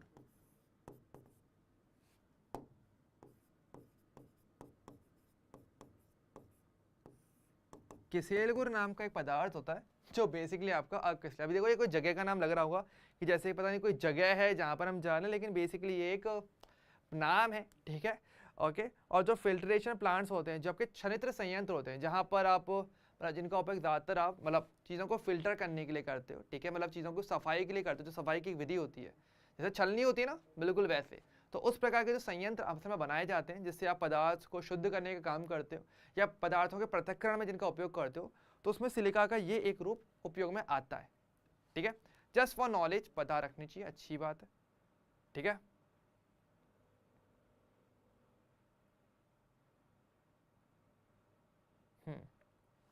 ठीक है, तो ये आपका सबसे पहला वाला होता है, ठीक है। अब बात करें सिलिकॉन की। सिलिकॉन क्या होता है? देखो सिलिकॉन बेसिकली होता है एक प्रकार का बहुलक होता है, ठीक है, सिलिकॉन का एक बहुलक, ठीक है। इसमें क्या होता है कि आपके पास R2SiO2 इसका बेसिक फॉर्मूला होता है। पहले मैं इसका फॉर्मूला बताता हूँ। इसका जो फॉर्मूला है वो मेरे पास होता है R2SiO2। ये बेसिकली क्या है? ये है बेसिकली एक बहुलक। मतलब यहाँ पर क्या होता है, यहाँ पर इसकी बहुत सारी इकाइयाँ आपस में जुड़ती चली जाती हैं और एक बड़े से अणु का निर्माण करते हैं, बड़े से कण का निर्माण करते हैं, तो उसे हम बहुलक कहते हैं। तो ये प्रकार से बहुलक के रूप में ये पाया जाता है, ठीक है, ध्यान रखना, ठीक है। इसके बारे में तो इतना ही था। और अगर हम बात करेंगे सिलिकेट का, सिलिकेट का फॉर्मूला होता है आपके पास SiO4-4। इसका आवेश ध्यान रखना, SiO4-4 को आप सिलिकेट कहते हो, ठीक है, दोनों में फर्क रहता है हमारे पास, ठीक है। तो पहले तो ये क्या होता है हमारा इनका ओवरऑल जो परिचय रहता है, ठीक। सिलिकॉन, सिलिका, सिलिकॉन और सिलिकेट सब में फर्क है, क्लियर? आई थिंक सभी को फॉर्मूले में दिख रहा होगा डिफरेंस भी कैसे कैसे आ रहा है। ओके, चलिए अब थोड़ा थोड़ा हम बात करते हैं। जैसे कि मैंने बताया था सिलिकॉन के बारे में, तो सिलिकॉन के बारे में मैंने क्या क्या बातें बताई थी, चलो थोड़ा सा पैराग्राफ में देखते हैं जो आपके लिए एक इंपॉर्टेंट चीज़ें होती हैं। तो क्या लिखा है कि यह कार्ब सिलिकॉन बहुलकों का एक वर्ग है। मतलब मतलब यहाँ पे कार्बन इससे जुड़ा हुआ है, सिलिका है, जैसे SiO2 तरीके से सिलिका हो गया, लेकिन R मतलब कार्बन, एल्किल समूह R होता है, अभी आगे आएगा, ऑर्गेनिक में भी आता है, ठीक है। इसकी पुनरावर्ती इकाइयाँ होती हैं। तो सिलिकॉन के निर्माण में प्रारंभिक पदार्थ एल्किल या फिर कोई एरिल प्रतिस्थापी सिलिकॉन क्लोराइड यानी कि RnSiCl4 SiCl4-N होता है, जिसमें R एल्किल या एरिल समूह होता है। ज़्यादा डिटेलिंग की जरूरत नहीं है, देखो मुद्दे क्या बताता हूँ। जो मेन बात है जो आपको समझनी है वो यहाँ पर ये होती है कि आपके पास ये R2SiO2 होता है, नंबर एक चीज़। R क्या है? R बेसिकली मेरे पास होता है आपका एल्किल समूह,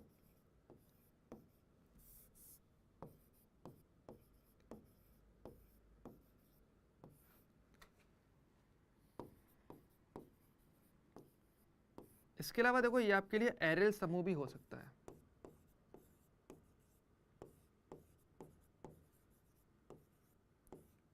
एरिल समूह, ठीक है। देखो एल्किल समूह क्या होता है या एरिल समूह क्या होता है, वैसे दोनों ही आपके ऑर्गेनिक के होते हैं, ठीक है। तो दोनों ही वैसे आपके ऑर्गेनिक के ही नाम है। ऑर्गेनिक केमिस्ट्री में सबसे पहले जब हम ऑर्गेनिक केमिस्ट्री स्टार्ट करेंगे तो हम इन दो शब्दों के बारे में पहले सबसे पहले मैं क्लियर करूंगा। एरिल बेसिकली कहा जाता है बेंजीन को, ठीक है, कि अगर कोई चीज़ बेंजीन से जुड़ रही है तो उस स्थिति में बेंजीन को आप एरिल कहते हो, ठीक है। और कोई चीज़ अगर किसी कार्बन की चेन से जुड़ी हुई है तो वो जो कार्बन की चेन है उसको बेसिकली आप एल्किल कहते हो। एक सिंपल डिफरेंस बता रहा हूँ अभी के लिए, तो ठीक है। तो एक तरफ बेंजीन जुड़ रहा है सिलिका से तो उस बेंजीन को मैं एरिल कहूँगा, और कोई कार्बन की चेन जुड़ रही है सिलिका से सिलिकॉन से तो उसको मैं एल्किल कहूँगा। इस प्रकार से हम बात करते हैं, ठीक है। इसका चिंता मत करो, इसका मैं एग्जाम्पल भी आपको बता दूंगा तो आपको और अच्छे से ये क्लियर हो जाएगा। जैसे कि देखिए इसका मैं एक सिंपल एग्जाम्पल आपको बताता हूँ। सिलिकेट आ गया, देखो समझो, जैसे कि मान लो मैं एक सिलिका बनाना चाहूँ अगर आपके लिए, तो पता है कैसे बनेगा। देखो हमारे पास ये रहेगा, जैसे कि मैंने बताया था कि आपके पास R2SiO2 अगर आपके पास है, मैं कह रहा हूँ यहाँ पे R की जगह पर आप -CH3 यानी क्या ले लोगे आप यहाँ पे मेथिल समूह ले लो, इसको क्या बोलते हैं मेथिल। ओके, तो ऐसे में क्या होगा, तो हमारे पास क्या बनेगा, तो हमारे पास आ जाएगा CH3 इसका ट्वाइस और SiO2 इस प्रकार से आ जाएगा। लेकिन इसके बहुत सारे कण आपस में जुड़ने वाले हैं, यानी इसके आपस में फिर से जुड़ेगा एक दूसरे CH3 का ट्वाइस SiO2 और इसी प्रकार से ये इन संख्या में जुड़ते चले जाते हैं। तो क्या देखने को मिलेगा, तो आपको देखने को मिलेगा संरचना कि Si एक CH3 दूसरा CH3 इधर ऑक्सीजन यहाँ ऑक्सीजन, ऐसे। ये आपका कहीं ना कहीं संरचना होती है आपके सिलिकॉन की। ये क्या होता है आपका सिलिकॉन।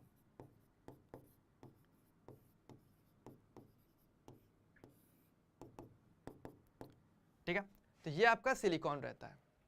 ओके, क्लियर हमारे लिए। तो देख लो भाई, साहिल ने क्या बोला कि एराइल हैलाइड एल्काइल, हाँ बिल्कुल हेलोजन वाले पार्ट में आता है नो डाउट।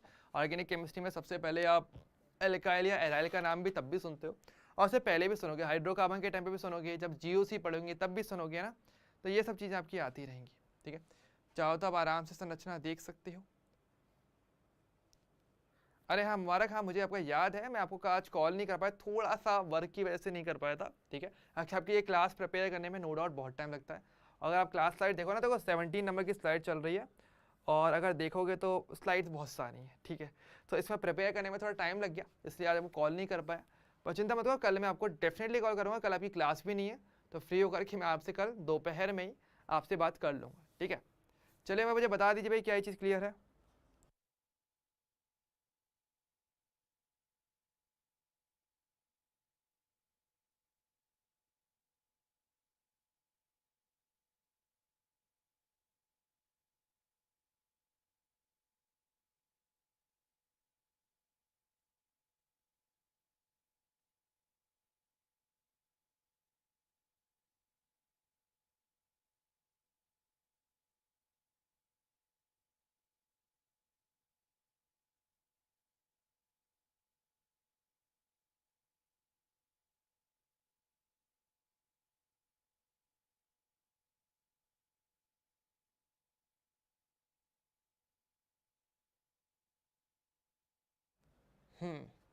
ठीक है, ओके डन। चलिए ओके, अब हम बात करते हैं हमारे पास इसके आगे का जो पार्ट रहता है। ठीक है, अच्छा अब हम बात करते हैं, हमारे पास जो सबसे लास्ट टॉपिक आता है वो आता है सिलिकेट। देखो सिलिकेट की संरचना यहाँ पे बना के दिखाई हुई है मैंने ऑलरेडी, आप देख सकते हो, आपके बुक में भी है। तो सिलिकेट क्या होता है आपके पास कि SiO4 जो -4 होता है, यानी कि एक सिलिकॉन रहेगा जो कि आप सेंटर में देख सकते हो, और 4 O- आयन इस प्रकार से जुड़े होते हैं। इसका मतलब ये भी है कि अपने O- आयन से ये त्रिविम प्रकार से पूरे ओवरऑल 3D स्पेस में पूरे तरीके से जोड़ सकता है।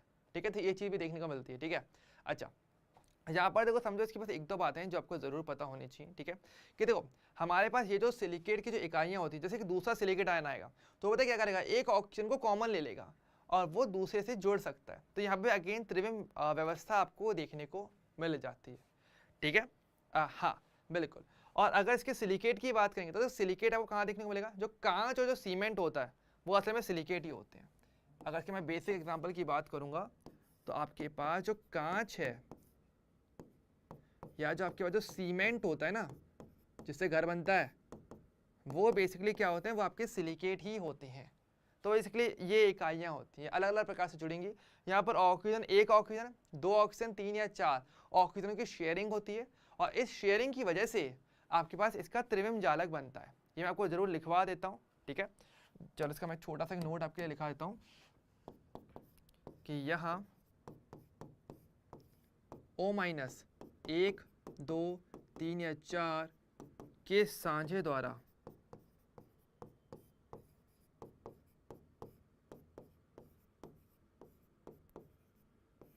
त्रिविम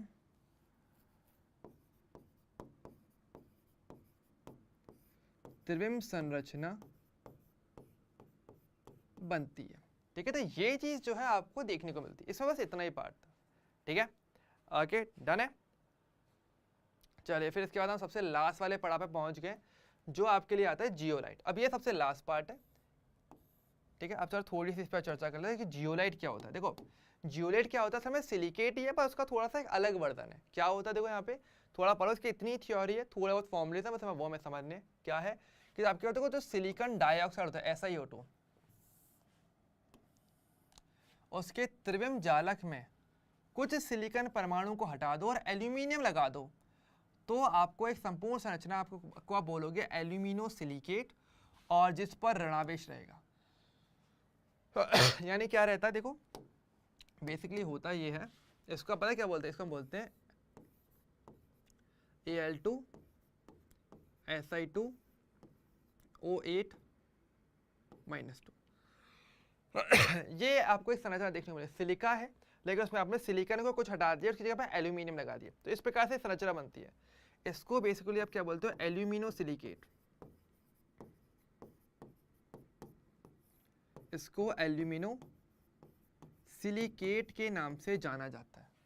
ठीक है, और यहाँ पर अगर देखो ऋणावेश है तो धनावेश भी कुछ ना कुछ होना चाहिए। धनावेश के तौर पर अगर आप Na+ ion, potassium plus ion, calcium +2 ion अगर इनको लगा दोगे, तो फिर आपके पास क्या बनते हैं, तो फिर आपके पास अलग अलग यौगिक बनते हैं, जिसमें आपके पास फेल्डस्पार और जियोलाइट आता है। ठीक है, देखो जैसे कि अगर मैं यहाँ पे अगर बात करूँ जियोलाइट का फॉर्मूला फिर आपके लिए क्या रहेगा, तो इसका फॉर्मूला हो जाता है Na2 Al2 Si2O8। ठीक है, ये फॉर्मूला आपके लिए होता है जियोलाइट का।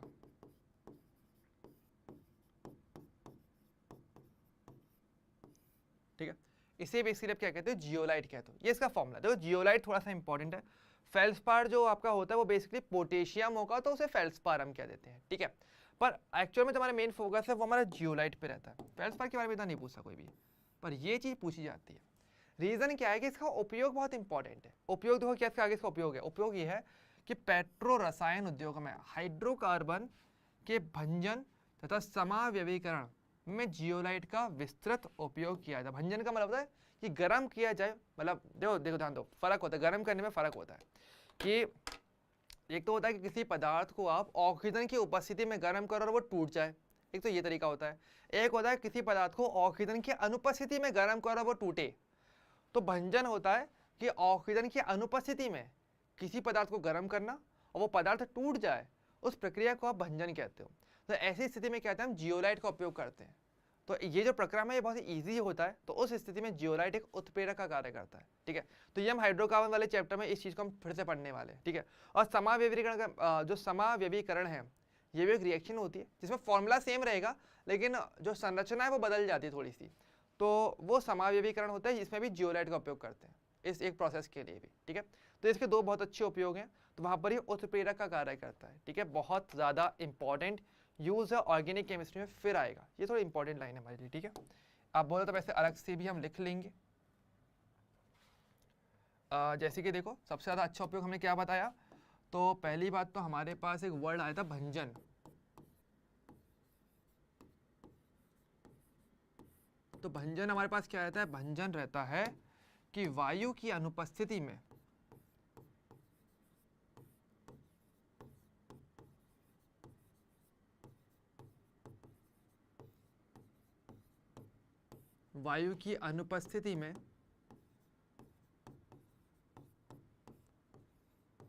पदार्थ को गर्म कर तोड़ना, वो बेसिकली आपका भंजन होता है। ठीक है, और हाइड्रोकार्बन के लिए चीज हम करते हैं, जियोलाइट का उपयोग करते हैं। और समावेवीकरण वैसे तो ऑर्गेनिक का वर्ड है, लेकिन एक बेसिक आइडिया दे रहा हूँ कि यहाँ पर आप क्या करते हो, आपका जो पदार्थ है वो थोड़ी बहुत अपनी संरचनाओं में थोड़ा सा बदलाव करता है, तो जो प्रक्रम होता है वो समावेवीकरण होता है। ठीक है, तो वहाँ पे जियोलाइट उत्प्रेरक का कार्य करता है, मतलब जो उस रिएक्शन को फास्ट कर देगा थोड़ा सा, उसका ये कार्य करेगा। ठीक है, जैसे कि तो यहाँ पे एक एग्जाम्पल भी दिया गया, कौन सा, ZSM5 जियोलाइट, ये इंपॉर्टेंट है। ठीक है, जियोलाइट का एक प्रकार है जिसका उपयोग एल्कोहलों को सीधे गैसोलीन में बदलने के लिए इसका उपयोग करते हैं। बहुत इंपॉर्टेंट रिएक्शन लिखी हुई है कि एल्कोहल को अगर आपको डायरेक्टली गैसोलीन में बदलना है तो आप कौन से पदार्थ का उपयोग करते हो, ZSM5 का, जियोलाइट का उपयोग किया जाता है। बहुत ज़्यादा इंपॉर्टेंट लाइन है ये, आपके कथन कारण वाले क्वेश्चन में या स्टेटमेंट वाले क्वेश्चन में ये चीज़ बहुत इजीली पूछी जाती है। ठीक है, इसके अलावा देखो जलयोज जियोलाइट का उपयोग कठोर जल के मृदुकरण में काम में लेते हैं। ठीक है, तो ये भी इंपॉर्टेंट रहता है। दोनों लाइन अपने आप में सुपर डुपर इंपॉर्टेंट है, क्वेश्चन यहाँ से बने हुए हैं। ठीक है, आप थोड़ा डाटा अगर देखते हो तो आपको ये क्वेश्चन देखने को मिल जाएगा आपके प्रीवियस ईयर्स के अंदर। ठीक है, तो भाई ये वाला पैराग्राफ बिल्कुल नहीं छोड़ना, इसमें हर एक लाइन अपने आप में इंपॉर्टेंट ही है। ठीक है, आप चाहो तो उसको अलग अलग पॉइंट बना करके अपने नोट्स में लिख सकते हो, सबसे बेस्ट रहेगा।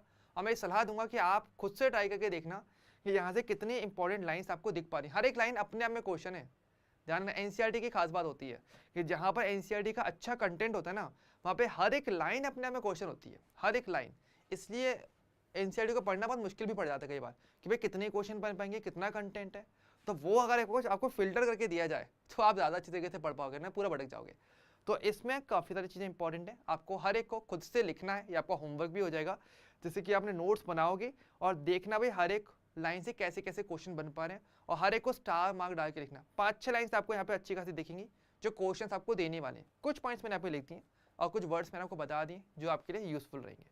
ठीक है, क्लियर सभी को? उत्प्रेरक के बारे में प्लीज सभी लोग जरूर लिख लीजिएगा कि ये उत्प्रेरक होता है। ठीक है, देख लो भाई उत्प्रेरक, तो इसकी परिभाषा साथ के साथ लिखना अपने नोट्स के अंदर, तभी एक अच्छे लेवल के नोट्स बना पाओगे और वो एग्जाम क्रैक करवाएंगे आपका, क्योंकि ये वर्ड फिर आएगा। अभी देखो, अभी जस्ट अगला परिवार बताने वाला हूँ, कार्बन परिवार यहाँ पे समाप्त हो जाता है।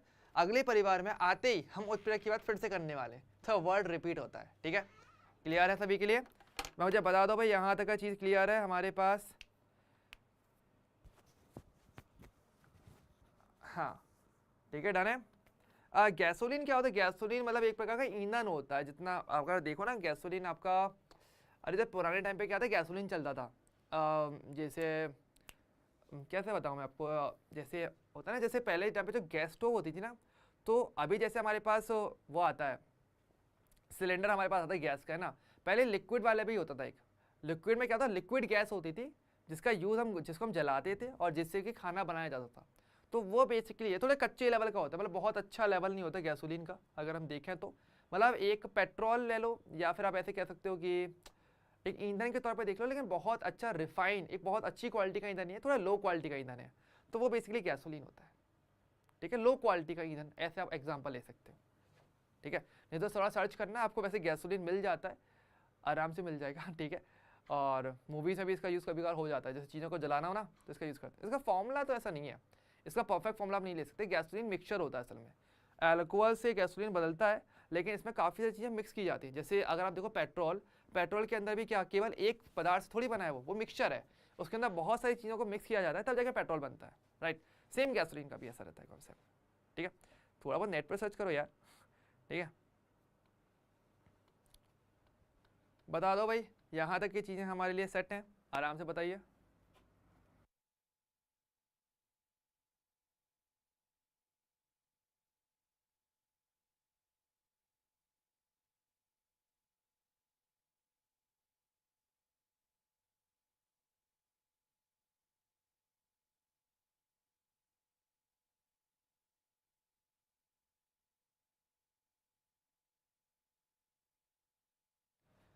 ओके,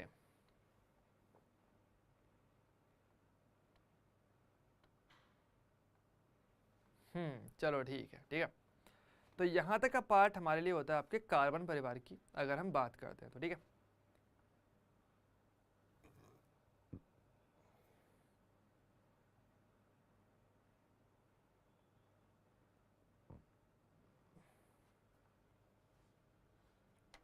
चलो समझो। अब हम बात करते हैं, हमारे पास जो अगला परिवार आता है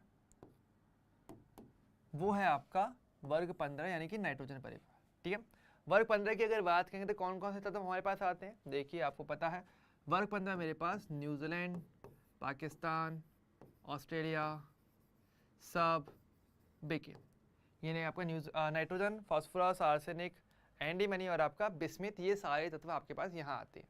ठीक है, अब देखो इन सभी तत्वों की बात करेंगे तो कुछ बातें जैसे कि हम जानते हैं कि जो ऊपर के जो तत्व होते हैं वो सामान्य तौर पे +5 और नीचे के जो तत्व होते हैं वो सामान्य तौर पे +3 ऑक्सीकरण अवस्था को बताना ज़्यादा प्रदर्शित करते हैं। रीज़न, अक्रिय युग्म प्रभाव के कारण। तो एक कॉन्सेप्ट हमारे पास सेम आता है, यहाँ से यहाँ तक आपके पास अक्रिय युग्म प्रभाव का कॉन्सेप्ट आ जाएगा, जिस कारण से ऑक्सीकरण अवस्था पहली बात तो कम देखने को मिलती है। ठीक है, बाकी वैसे अगर हम बात करें इनके कुछ और गुणों की, ठीक है, तो एक बात ध्यान रखना, बहुत ही बेसिक कॉमन क्वेश्चन रहता है कि जो अगर हम नीचे के तत्वों की बात करेंगे तो वो ज़्यादा संयोजकता प्रदर्शित करता है, वो 5 तक संयोजकता दर्शा सकते हैं। नाइट्रोजन ऐसा नहीं कर पाता है ना, क्योंकि हमें पता है जो नाइट्रोजन होता है या जो सेकंड आवर्स के जो तत्व होते हैं उनके पास ओनली S एंड P कक्षक आपके पास रहते हैं, तो इनकी संयोजकता कम देखने को मिलती है।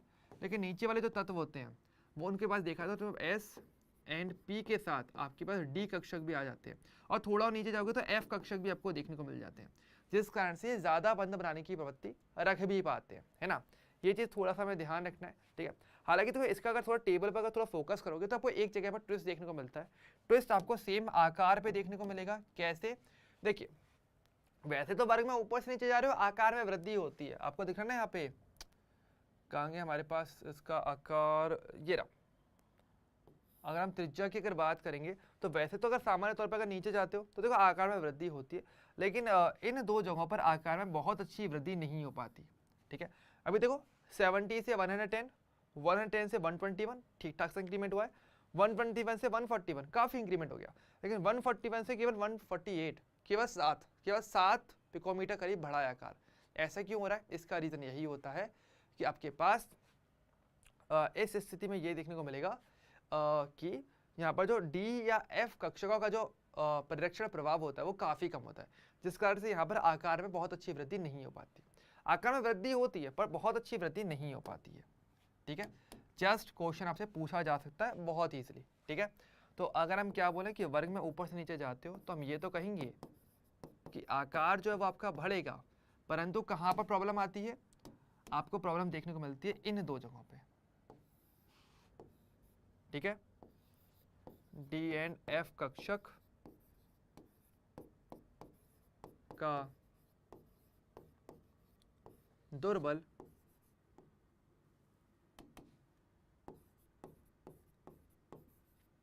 परिरक्षण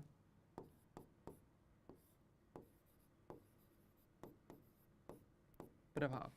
जो D और F कक्षक होते हैं उनका जो परिरक्षण प्रभाव है वो दुर्बल रह जाता है। ठीक है, बहुत अच्छा नहीं हो पाता, जिस एक रीजन से यहाँ पे आकार में बहुत अच्छी वृद्धि देखने को नहीं मिल पाती है। That's like this. ओके, ठीक है।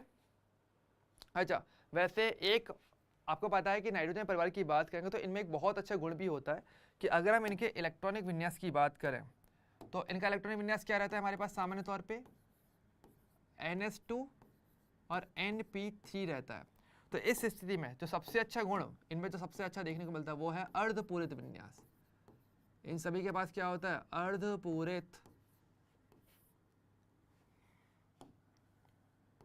अर्धपूरित विन्यास आपको यहाँ देखने को मिल जाता है, जिस कारण से इनके पास जो आयनन ऊर्जा का मान है वो काफ़ी अच्छा हो जाता है। आयनन ऊर्जा की अगर बात करेंगे तो वो ज़्यादा रहती है। किसके से ज़्यादा रह जाती है? ये ज़्यादा रह जाती है वर्ग 14 से तो वैसे ही ज़्यादा है, एंड वर्ग 16 से भी इनकी आयनन ऊर्जा ज़्यादा हो जाती है। अगर आपको याद हो जब मैंने आपको आयनन ऊर्जा का कॉन्सेप्ट बताया था तो यहाँ पर हमने ये चर्चा जरूर की थी, क्योंकि यहाँ पे स्थायी विन्यास रहता है तो इलेक्ट्रॉन निकाल पाना इतना आसान नहीं हो पाता, जिस कारण से जो जस्ट अगल बगल के तत्व होते हैं उनसे इनकी आयनन ऊर्जा सामान्य तौर पर ज़्यादा रह जाती है। इसलिए ये कॉन्सेप्ट आता है कि वर्ग 16 में जैसे ऑक्सीजन आता है उससे ज़्यादा रहेगा। अच्छा, कार्बन से तो वैसे भी ज़्यादा रहता ही है। एक हिंट के तौर पर चाहो तो दिमाग में रख सकते हो, वर्ग 16 से मेरा मतलब ऑक्सीजन से है और वर्ग 14 से मेरा मतलब कार्बन से। तो कार्बन से तो वैसे भी ज़्यादा ही है, क्योंकि आप आवर्त में बाएं से दाएं जा रहे हो, आयरन ऊर्जा का मान बढ़ेगा, लेकिन ऑक्सीजन से ज़्यादा रह जाता है। रीज़न क्योंकि यहाँ पे स्थायी विन्यास देखने को मिलता है। अर्धपूरित विन्यास है, स्थायी होता है।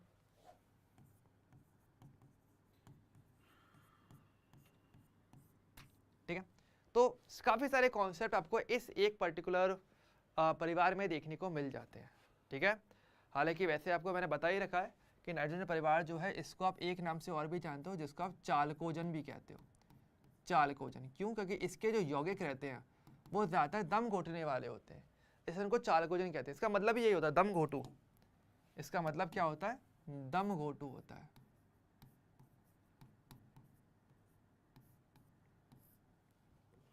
ठीक है।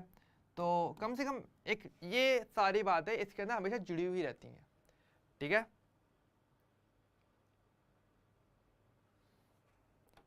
ओके, वह मुझे बता दीजिए प्लीज़ सारी बातें, कि इसमें मुझे और भी बहुत चीज़ें ऐड करनी है। इसके अंदर बहुत सारी चीज़ें जो इसमें मैं ऐड करता हुआ चलूँगा, और हर एक पॉइंट अपने आप में क्वेश्चन का पूरा एक लेवल रखता है आराम से। इसमें आपको अपवाद वाला फील भी आएगा, सब कुछ आएगा, लेकिन ऐसा अपवाद है नहीं, अब तक तो कोई अपवाद हमने देखा नहीं, अगर देखा जाए तो टेक्निकली, है ना।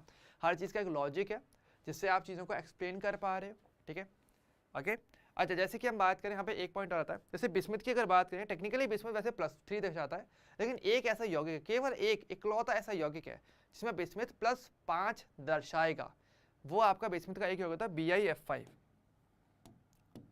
तो मैं यहाँ पर इसको लिख देता हूँ, एक आपके पास यौगिक होता है BiF5, यहाँ पर जो बिस्मिथ होता है उस पर इसमें +5 ऑक्सीकरण के दिखाता है, पर ये इकलौता है ऐसा, इसके अलावा कोई और ऐसा यौगिक नहीं है, ठीक है। सिर्फ इस एक सिंगल यौगिक के अंदर जो बिस्मिथ है वो +5 ऑक्सीकरण शो करेगा, वरना वो हमेशा +3 को ही प्रायोरिटी देता है, ठीक है। ध्यान रखना इंपॉर्टेंट है थोड़ा सा हमारे लिए, ठीक है।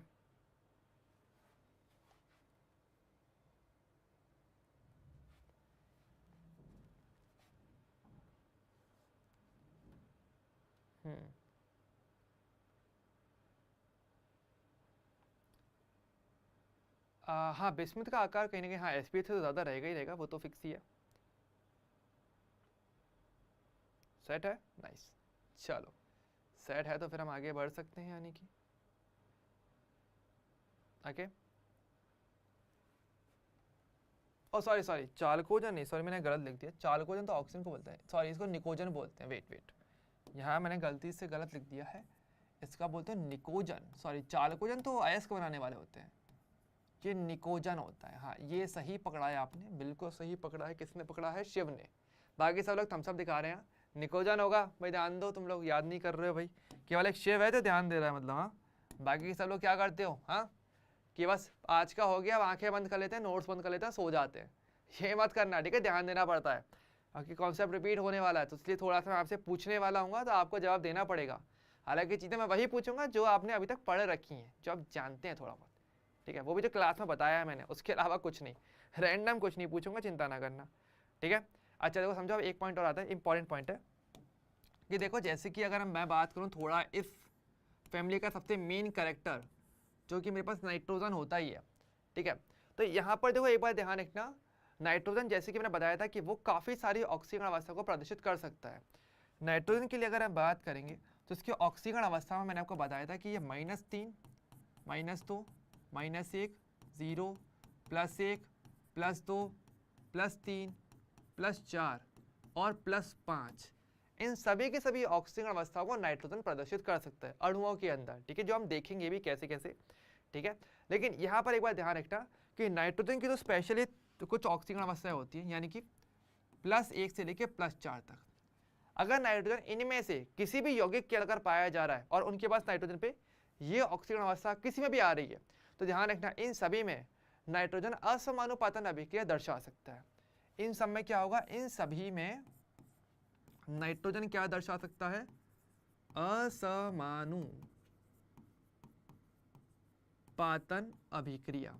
कहाँ पढ़ाया था मैंने आपको पढ़ाया था रेडॉक्स अभिक्रिया चैप्टर के अंदर, हमने इस अभिक्रिया की बात की थी। इस अभिक्रिया में क्या होता है? इस अभिक्रिया में होता ये है कि आपके पास एक ही अणु होगा, ठीक है, जिसमें एक तत्व रहने वाला है, वो अणु टूटेगा और अलग अलग प्रकार के 2 अणु या 3 अणुओं का निर्माण करेगा। अब उसमें होगा ये कि जिस प्रकार से वो टूटेगा, तो वो जो तत्व होता है, तो मेन तत्व है, उसमें एक अणु के अंदर तो उसका ऑक्सीकरण बढ़ जाएगा और एक अणु में उसका ऑक्सीकरण कम हो जाता है। उस अभिक्रिया का आप असमानुपातन अभिक्रिया कहते हो। जैसे तो इसका मैं एक एग्जांपल बताता हूँ, बहुत अच्छा और बहुत ही सिंपल सा एग्जांपल है, नाइट्रोजन का ही है। जैसे कि हमारे पास एक यौगिक होता है, ध्यान से देखना, मुझे बताना मैं कितना सही लिख रहा हूँ, ठीक है। HNO2 जब टूटता है ना, मतलब इसको टेम्परेचर देंगे टूटेगा, तो क्या बनाता है? ये बनाता है HNO3 प्लस ये NO बनाता है प्लस ये H2O का निर्माण करता है, ठीक है। थोड़ा रिएक्शन बैलेंस नहीं है, चलो बैलेंस कर लेते हैं।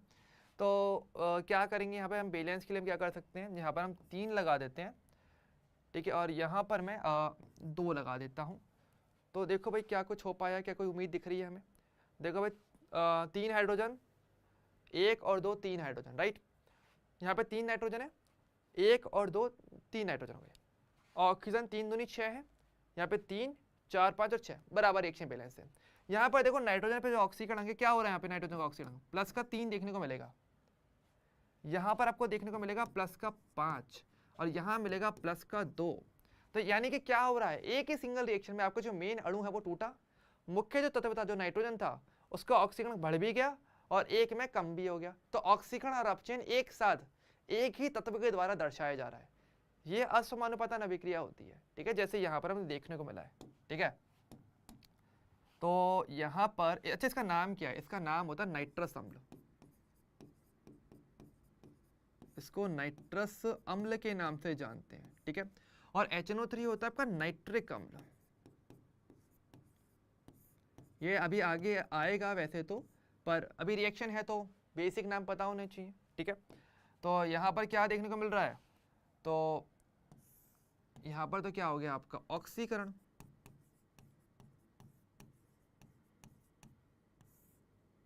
ठीक है। और एक तरफ क्या होगा आपके पास, जब आप यहाँ पर हो गया आपके पास अपचयन, ओके। तो ऑक्सीकरण और अपचयन दोनों देखने को मिल रहा है। रेडॉक्स अभिक्रिया का सबसे मेन एग्जांपल असमानुपातन अभिक्रिया होती है, ठीक है। तो ये ध्यान रखना है भाई, थोड़ा इंपॉर्टेंट है हमारे लिए, ओके, फोकस करना है थोड़ी चीज़ों पे, ठीक है। चलिए इसके अलावा तो हाँ,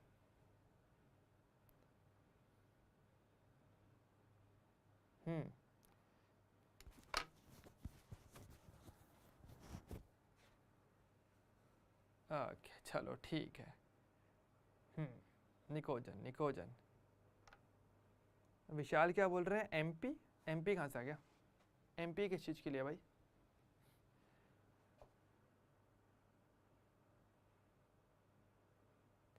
प्रशांत बोले कि भैया 2D एंड 3D सिलिकेट क्या होते हैं। देखो इसका मतलब ये है कि सिलिकेट जैसे कि मैंने बताया कि अगर वो 2D में मतलब कि एक प्लेन में अगर आपकी सारी की सारी इकाइयाँ हैं तो वो 2D संरचना बोली जाती है।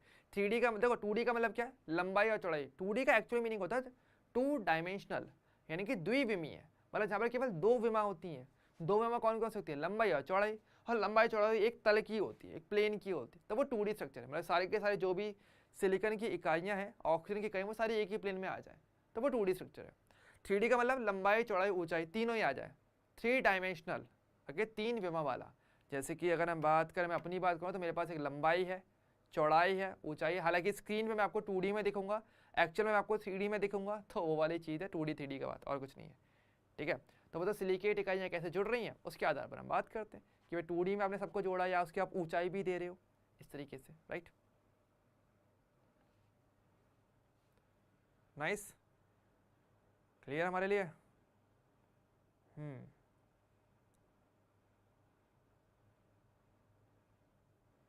चलो यहाँ तक का पार्ट हमारे लिए हो जाता है। अब हम थोड़ा सा, तो नाइट्रोजन के लिए इतनी ही बातें थी, अब हम बात करेंगे इसके थोड़े यौगिकों पे, जैसे कि हमारा फोकस है। तो देखो भाई, यौगिकों में सबसे पहले हम बात करने वाले हैं डाई नाइट्रोजन की, यानी कि N2 की। ये इंपॉर्टेंट है कि इसको डाई नाइट्रोजन भी बोलते हैं कई बार, इसलिए वर्डिंग में कंफ्यूज मत होना। N2 का मतलब नाइट्रोजन है, वैसे N2 डाई नाइट्रोजन कह देते हैं, ठीक है। पहले तो बनता है कैसे, थोड़ा सा तरीका बता देता हूँ कि डाई नाइट्रोजन की बात करेंगे तो देखो डाई नाइट्रोजन का क्या है कि डाई नाइट्रोजन को का व्यावसायिक उत्पादन वायु के द्रवीकरण तथा प्रभाजी आसवन से किया जाता है, ठीक है। इसमें क्या होता है, पहले द्रव नाइट्रोजन, देखो उसका क्वथनांक दिया हुआ है 77.2 केल्विन आश्वित होती है, और फिर ऑक्सीजन जिसका क्वथनांक दिया हुआ है 90 केल्विन शेष रह जाती है। मतलब बेसिकली क्या करो, आप पूरी वायु को क्या करो, लिक्विड में बदल दो। मतलब आपके पास जैसे पूरी वायु आपने इकट्ठी करी, एक वायु का आपने इकट्ठा कर लिया किसी भी मशीन से, अब सारी की सारी वायु है, अब वायु के अंदर देखो नाइट्रोजन भी होगा, ऑक्सीजन भी होगा, बहुत सारी गैसें होंगी, सबको लिक्विड में बदल दो। लिक्विड में यानी द्रवीकरण मतलब द्रव में बदल देना, यानी लिक्विड में बदल दिया। अब क्या होगा, धीरे धीरे करके टेम्परेचर बढ़ाओ। तो देखो ऑब्वियसली बात है भाई, जिसका क्वथनांक सबसे कम होगा वो गैस सबसे पहले अलग होगी। तो ऐसे में क्या होता है, नाइट्रोजन का क्वथनांक सबसे कम है, तो वो जैसे ही आप 77 केल्विन में पहुंचोगे तुरंत आपको गैस मिल जाएगी अलग से। वो जो गैस होगी वो नाइट्रोजन गैस होगी। फिर थोड़ा थोड़ा टेम्परेचर बढ़ाओगे, जैसे ही 90 केल्विन तक पहुंचोगे आप ऑक्सीजन गैस को भी अलग कर पाओगे। तो बेसिक कॉन्सेप्ट लगाया गया और कुछ नहीं है यहाँ पे, तो ठीक है। तो इतनी सी चीज़ हमारे पास ध्यान दी जाती है। मेन अगर हम बात करें तो वो होता है ये पैराग्राफ, नाइट्रोजन का सबसे इंपॉर्टेंट पैराग्राफ यहाँ पर सीखते हो, इसको थोड़ा ध्यान समझना। इसमें बहुत सारी चीज़ें लिखी हुई हैं, ध्यान समझो। और अगेन हर एक लाइन अपने आप में एक शानदार क्वेश्चन है, तो पढ़िए। तो अगर हम नाइट्रोजन की बात करें तो उसको प्राप्त तो कर सकते हो बहुत ईजिली, ठीक है। मेन क्या है कि अगर हम बात करें नाइट्रोजन का तो हमें पता है भाई नाइट्रोजन में ट्रिपल बॉन्ड पाया जाता है, ठीक है। तो इसके बंध की ऊर्जा या बंध की उच्च बंध एंथैल्पी के कारण डाई नाइट्रोजन कमरे के ताप पर क्या होती है, काफ़ी अक्रिय होती है। ओके, इंपॉर्टेंट कॉन्सेप्ट है, ठीक है, ध्यान रखना। नॉर्मली वैसे अक्रिय गैसों में आप मतलब हीलियम, नियॉन, आर्गन, क्रिप्टॉन इनकी बातें करते हो, लेकिन ये भी काफ़ी हद तक अक्रिय होती है। रीजन ट्रिपल बॉन्ड है भाई, जब तक 3 बंध टूटेंगे नहीं क्या नाइट्रोजन रिएक्शन कर पाएगा, कम से कम बंध तोड़ना तो पड़ेगा ना।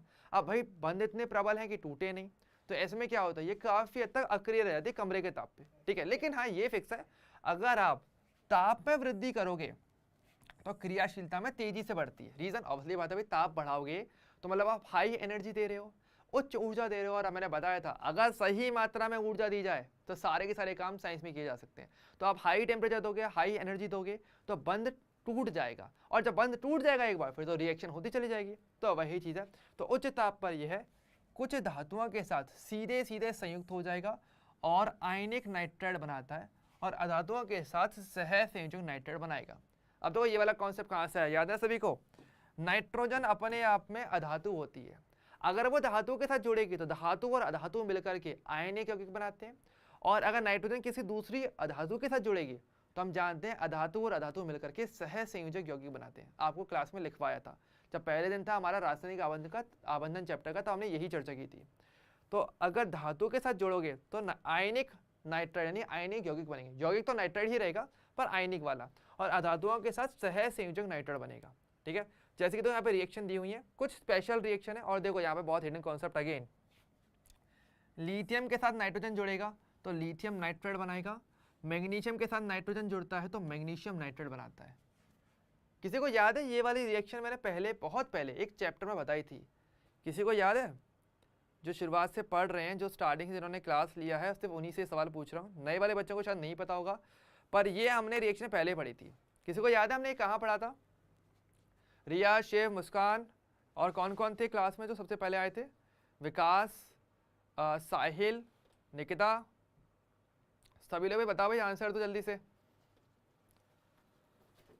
और जो नए हैं वो भी बता सकते हैं, उनको आइडिया हो कि ये रिएक्शन का एक बहुत मेन लॉजिक है जिसमें छिपा हुआ रहता है, और ये आप इस चैप्टर में नहीं, इससे पहले वाला एक चैप्टर है उसमें आप सीखते हो।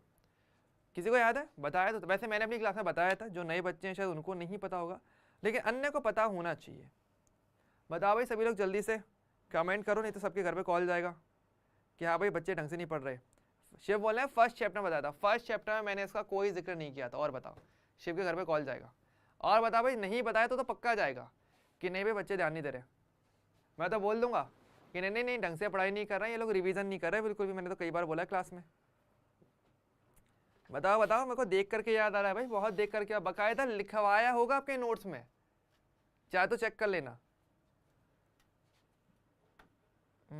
दुख की बात है, याद ही नहीं है किसी को। हाँ, किसी को जो नए हैं उनमें से किसी को पता है ये रिएक्शन बेसिकली क्या बताती है? देखो ध्यान दो, मैं तो कह रहा हूँ थोड़ा फोकस करे करो पढ़ाई पे ही, ऐसे कैसे करोगे? ये मैंने आपको बताया था, आपका चैप्टर नंबर होना चाहिए आपका थर्ड नहीं मतलब 11th क्लास का वो थर्ड चैप्टर है टेक्निकली, तत्वों के वर्गीकरण एवं गुणधर्मों में आवर्तता। वहाँ पर एक कॉन्सेप्ट आता है कि द्वितीय आवर्त और तृतीय आवर्त के तत्वों में समानता थी, विकर्ण संबंध का कॉन्सेप्ट आता है, जहाँ पर ये बोला जाता है कि लिथियम और मैग्नीशियम के जो यौगिक होते हैं वो काफ़ी ईजिली बन जाते हैं नाइट्रोजन के साथ, कि दोनों ही, ये सेकंड आवर्त का तत्व है, मैग्नीशियम थर्ड आवर्त का तत्व होता है। तब वहाँ पर आप ये बात करते हो रेडॉक्स रिएक्शन दोनों का गलत है। मुस्कान आपके घर पे भी कॉल जाएगा भाई, फोकस करो, मैं बताता हूँ, देखो ध्यान से।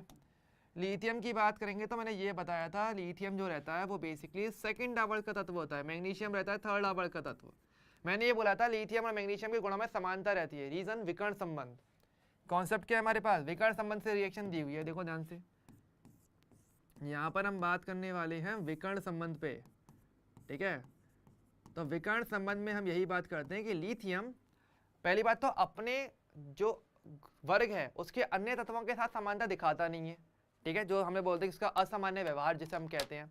पर लिथियम मैग्नीशियम के साथ जो कि थर्ड आवर्त का तत्व है और थोड़ा साइड में सेकंड वर्ग में आता है, उसके साथ समानता प्रदर्शित करता है। मैंने कहा था फर्स्ट आवर्स की मैं बता देता हूँ, जो बच्चे नए हैं बता देता हूँ मैं, सुन लो ध्यान से कि फर्स्ट वर्ग की अगर बात करेंगे तो सभी के सभी तत्व नाइट्रोजन के साथ यौगिक नहीं बना पाते। केवल लिथियम एक ऐसा होता है जो यौगिक बना पाता है, और कोई तत्व बना ही नहीं पाता है। सोडियम का नाइट्रेट आपको ने कभी नहीं सुना होगा, आपने पोटेशियम का नाइट्रेट आप कभी नहीं पढ़ने वाले, क्योंकि वो बनते ही नहीं है। लेकिन लिथियम का नाइट्रेट बन जाता है, और सेम ऐसा ही नाइट्रेट आपका मैग्नीशियम बना देता है। तो इसलिए विकर्ण संबंध का कॉन्सेप्ट आता है, वहां पर ये रिएक्शन बताई जाती है। ठीक है, याद आ गया सभी को कि लिथियम और मैग्नीशियम नाइट्रोजन के साथ रिएक्शन के लिथियम नाइट्रेट और मैग्नीशियम नाइट्रेट बनाते हैं। ये रिएक्शन यहाँ पर आता है, पी ब्लॉक का पार्ट है, आप वहाँ पढ़ रहे थे। हाँ अब तो बोलेंगे हाँ बताए थे भैया, आप तो बिल्कुल बताया था भाई, ऐसे कैसे भूल जाएंगे। अच्छा निकिता ने लेट ज्वाइन किया, अच्छा कोई बात नहीं, चलो जिन्होंने लेट ज्वाइन किया नहीं कोई प्रॉब्लम नहीं है, पर भाई औरों को तो पता होना चाहिए। और किसी को नए जो बच्चे थे या किसी को पता था कि भाई ये रिएक्शन वहाँ भी छिपी हुई है। अगेन तो कॉन्सेप्ट छुपे हुए रहते हैं, बस आप केमिस्ट्री में उन्हीं कॉन्सेप्ट को अलग अलग जगह पर पढ़ रहे हो। एक्चुअल केमिस्ट्री लिमिटेड है, ओके, लाइफ प्रूफ ऐसा प्रूफ होता है। ठीक है, तो इतना नॉलेज रखना चाहिए अपने पास। तो आप अपने कॉन्सेप्ट को क्लियर रखो। जैसे मतलब कि देखो एक तरीका यही होता है कि केमिस्ट्री कभी भी अच्छी करनी, हिसाब लगा के पढ़ो कि यार ये चीज़ हम यहाँ पढ़ रहे हैं, हमने पहले भी कहीं पढ़ा है, तो आपके दिमाग में एक कैलकुलेशन रहती है, एक हिसाब रहता है कि हाँ भाई एक ही चीज़ें रिपीट कर रहे हैं। बहुत सारी थ्योरी नहीं पढ़ने वाले, चीज़ों को भाई घुमा करके फिर बोलने वाले, तो आप ज़्यादा अच्छे तरीके से केमिस्ट्री पे फोकस कर सकते हो, थ्योरी वाले पार्ट से बहुत बच सकते हो। ठीक है, चलिए भाई नोट रखना, ध्यान रखना, अगली बार नहीं भूलना किसी को। ठीक है, चलिए अब देखो सबसे इंपॉर्टेंट ये वाली रिएक्शन भी देखो बताई होगी। अगेन ये वाली रिएक्शन मैंने बताई होगी फर्स्ट चैप्टर के अंदर, हेबर प्रक्रम, जिसको आप हॉबर प्रक्रम बोलते हो, वैसे कई बार हम हेबर भी लिख देते हैं, तो कंफ्यूज मत होना। ठीक है, ये वाला बताया है कि नहीं बताया, इसका भी मना कर दो। हाँ कि हमारे पास ये प्रोसेस तो बताया है ना, इसका तो बोल दो हाँ बताया है कभी ना कभी। क्या प्रक्रम है, देखो क्या लिखा है कि जब नाइट्रोजन, यह मतलब कि N2, कि यह उत्प्रेरक की उपस्थिति में लगभग 773 केल्विन टेम्परेचर पर यह हाइड्रोजन के साथ रिएक्शन करेगी और उससे आपके अमोनिया का निर्माण होता है।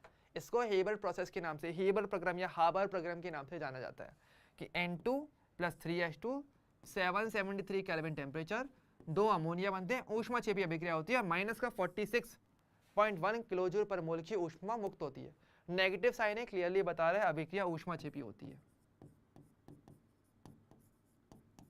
ठीक है, तो रिएक्शन को पढ़ना सीखो, आगे इतनी मास्टरी रखनी होती है हमें। ठीक है, अच्छा अब यहाँ पे देखो कुछ इंपॉर्टेंट पॉइंट्स, अब देखो जो यहाँ पे नहीं लिखने हैं, अब देखो वो समझो, और आपके एग्जाम में पूछा जाता है। इसने बोला है भाई उत्प्रेरक की उपस्थिति में रिएक्शन हो रही है, क्या यहाँ पे उत्प्रेरक लिखा हुआ है, नहीं लिखा होगा है ना, तो ये आपके लिए होमवर्क है। आपको मुझे कल ये बताना पड़ेगा, क्योंकि आज का टाइम समाप्त हो चुका है, हम यहीं से शुरुआत करेंगे हेबर प्रक्रम से ही। ठीक है, जिसमें हम अमोनिया बनाना सीखने वाले हैं, बस सभी को पढ़ के आना है, और कुछ वर्ड्स मैं बता रहा हूँ और आपको वो ढूंढ के लाने हैं। ठीक है, मेरा एक छोटा सा क्वेश्चन है भाई, जरूर करके लाना। ठीक है, मैं सभी को बोल रहा हूँ कि अगर हम बात करेंगे हेबर प्रक्रम के लिए, तो समझो अब अगर हम हेबर प्रक्रम की अगर बात करेंगे, तो हेबर प्रक्रम में पहले तो आपको बताना पड़ेगा मेरे पास उत्प्रेरक क्या होता है, एक तो ये आपको बताना पड़ेगा, एक आपको बताना पड़ेगा उत्प्रेरक वर्धक क्या यूज में लेते हैं। उत्प्रेरक वर्धक मतलब बेसिकली ये वो पदार्थ होता है जो उत्प्रेरक को भी और प्रमोट करता है, उसकी क्रियाशीलता को बढ़ाता है। और एक आपको बताना पड़ेगा उत्प्रेरक विष। ये तीनों ही आपको सर्च करके लाने हैं और मुझे इसका आंसर कल सभी को बताना है। ठीक है, नहीं कर पाओ एक अलग बात है, लेकिन सर्च सभी को करना है। ठीक है, उत्प्रेरक, उत्प्रेरक वर्धक और उत्प्रेरक विष हेबर प्रक्रम में कौन से उपयोग में आते हैं। ठीक है, बहुत इंपॉर्टेंट है। हाँ कल मतलब कि जो आपकी नेक्स्ट क्लास रहने वाली है मंडे को, 2 दिन का टाइम है, आराम से पढ़ना। ठीक है, और ये चैप्टर आपका नेक्स्ट वीक में समाप्त हो जाएगा। बाय द वे ये मैं आपको एडवांस में बता देता हूँ। ठीक है, मैग्नीशियम 3s2 अपवाद नहीं, अपवाद नहीं है इसमें कोई अपवाद नहीं है, नॉर्मल चीज़ है ये। ठीक है, विकर्ण संबंध के तहत बात आ रही है। ठीक है, तो ये सभी लोग जरूर ट्राई करना। एक हिंट के तौर पे मैं बताता हूँ, वैसे चैप्टर आपके सिलेबस में हट चुका है, एक चैप्टर नाम था सरफेस केमिस्ट्री, पृष्ठीय रसायन, वहाँ पर बेसिकली इसकी बात की गई होगी। तो अगर आप थोड़ा सर्च करो, अगर आपके पास एनसीईआरटी कोई पुरानी बुक पढ़ी है, वहाँ पर शायद आपको ये देखने को मिल जाएगा, या फिर थोड़ा गूगल सर्च करोगे तो भी आपको इसके बारे में थोड़ा पढ़ने को मिलेगा। तो थोड़ा पढ़ना, और ये वाला आंसर आपको नेक्स्ट क्लास यानी जो मंडे को होने वाली है उसमें आपको बताना है। ठीक है, चलिए तो आज के लिए फिर मेरी तरफ से इतना ही रहने वाला होगा। काफ़ी थ्योरी आज के लिए हो जाती है। ठीक है, कार्बन परिवार पूरा हो चुका है, नाइट्रोजन परिवार स्टार्ट है, जल्दी ये समाप्त हो जाएगा, फिर हम ऑक्सीजन परिवार और आगे के परिवार को पढ़ेंगे और चैप्टर खत्म। ठीक है, चलिए तो आज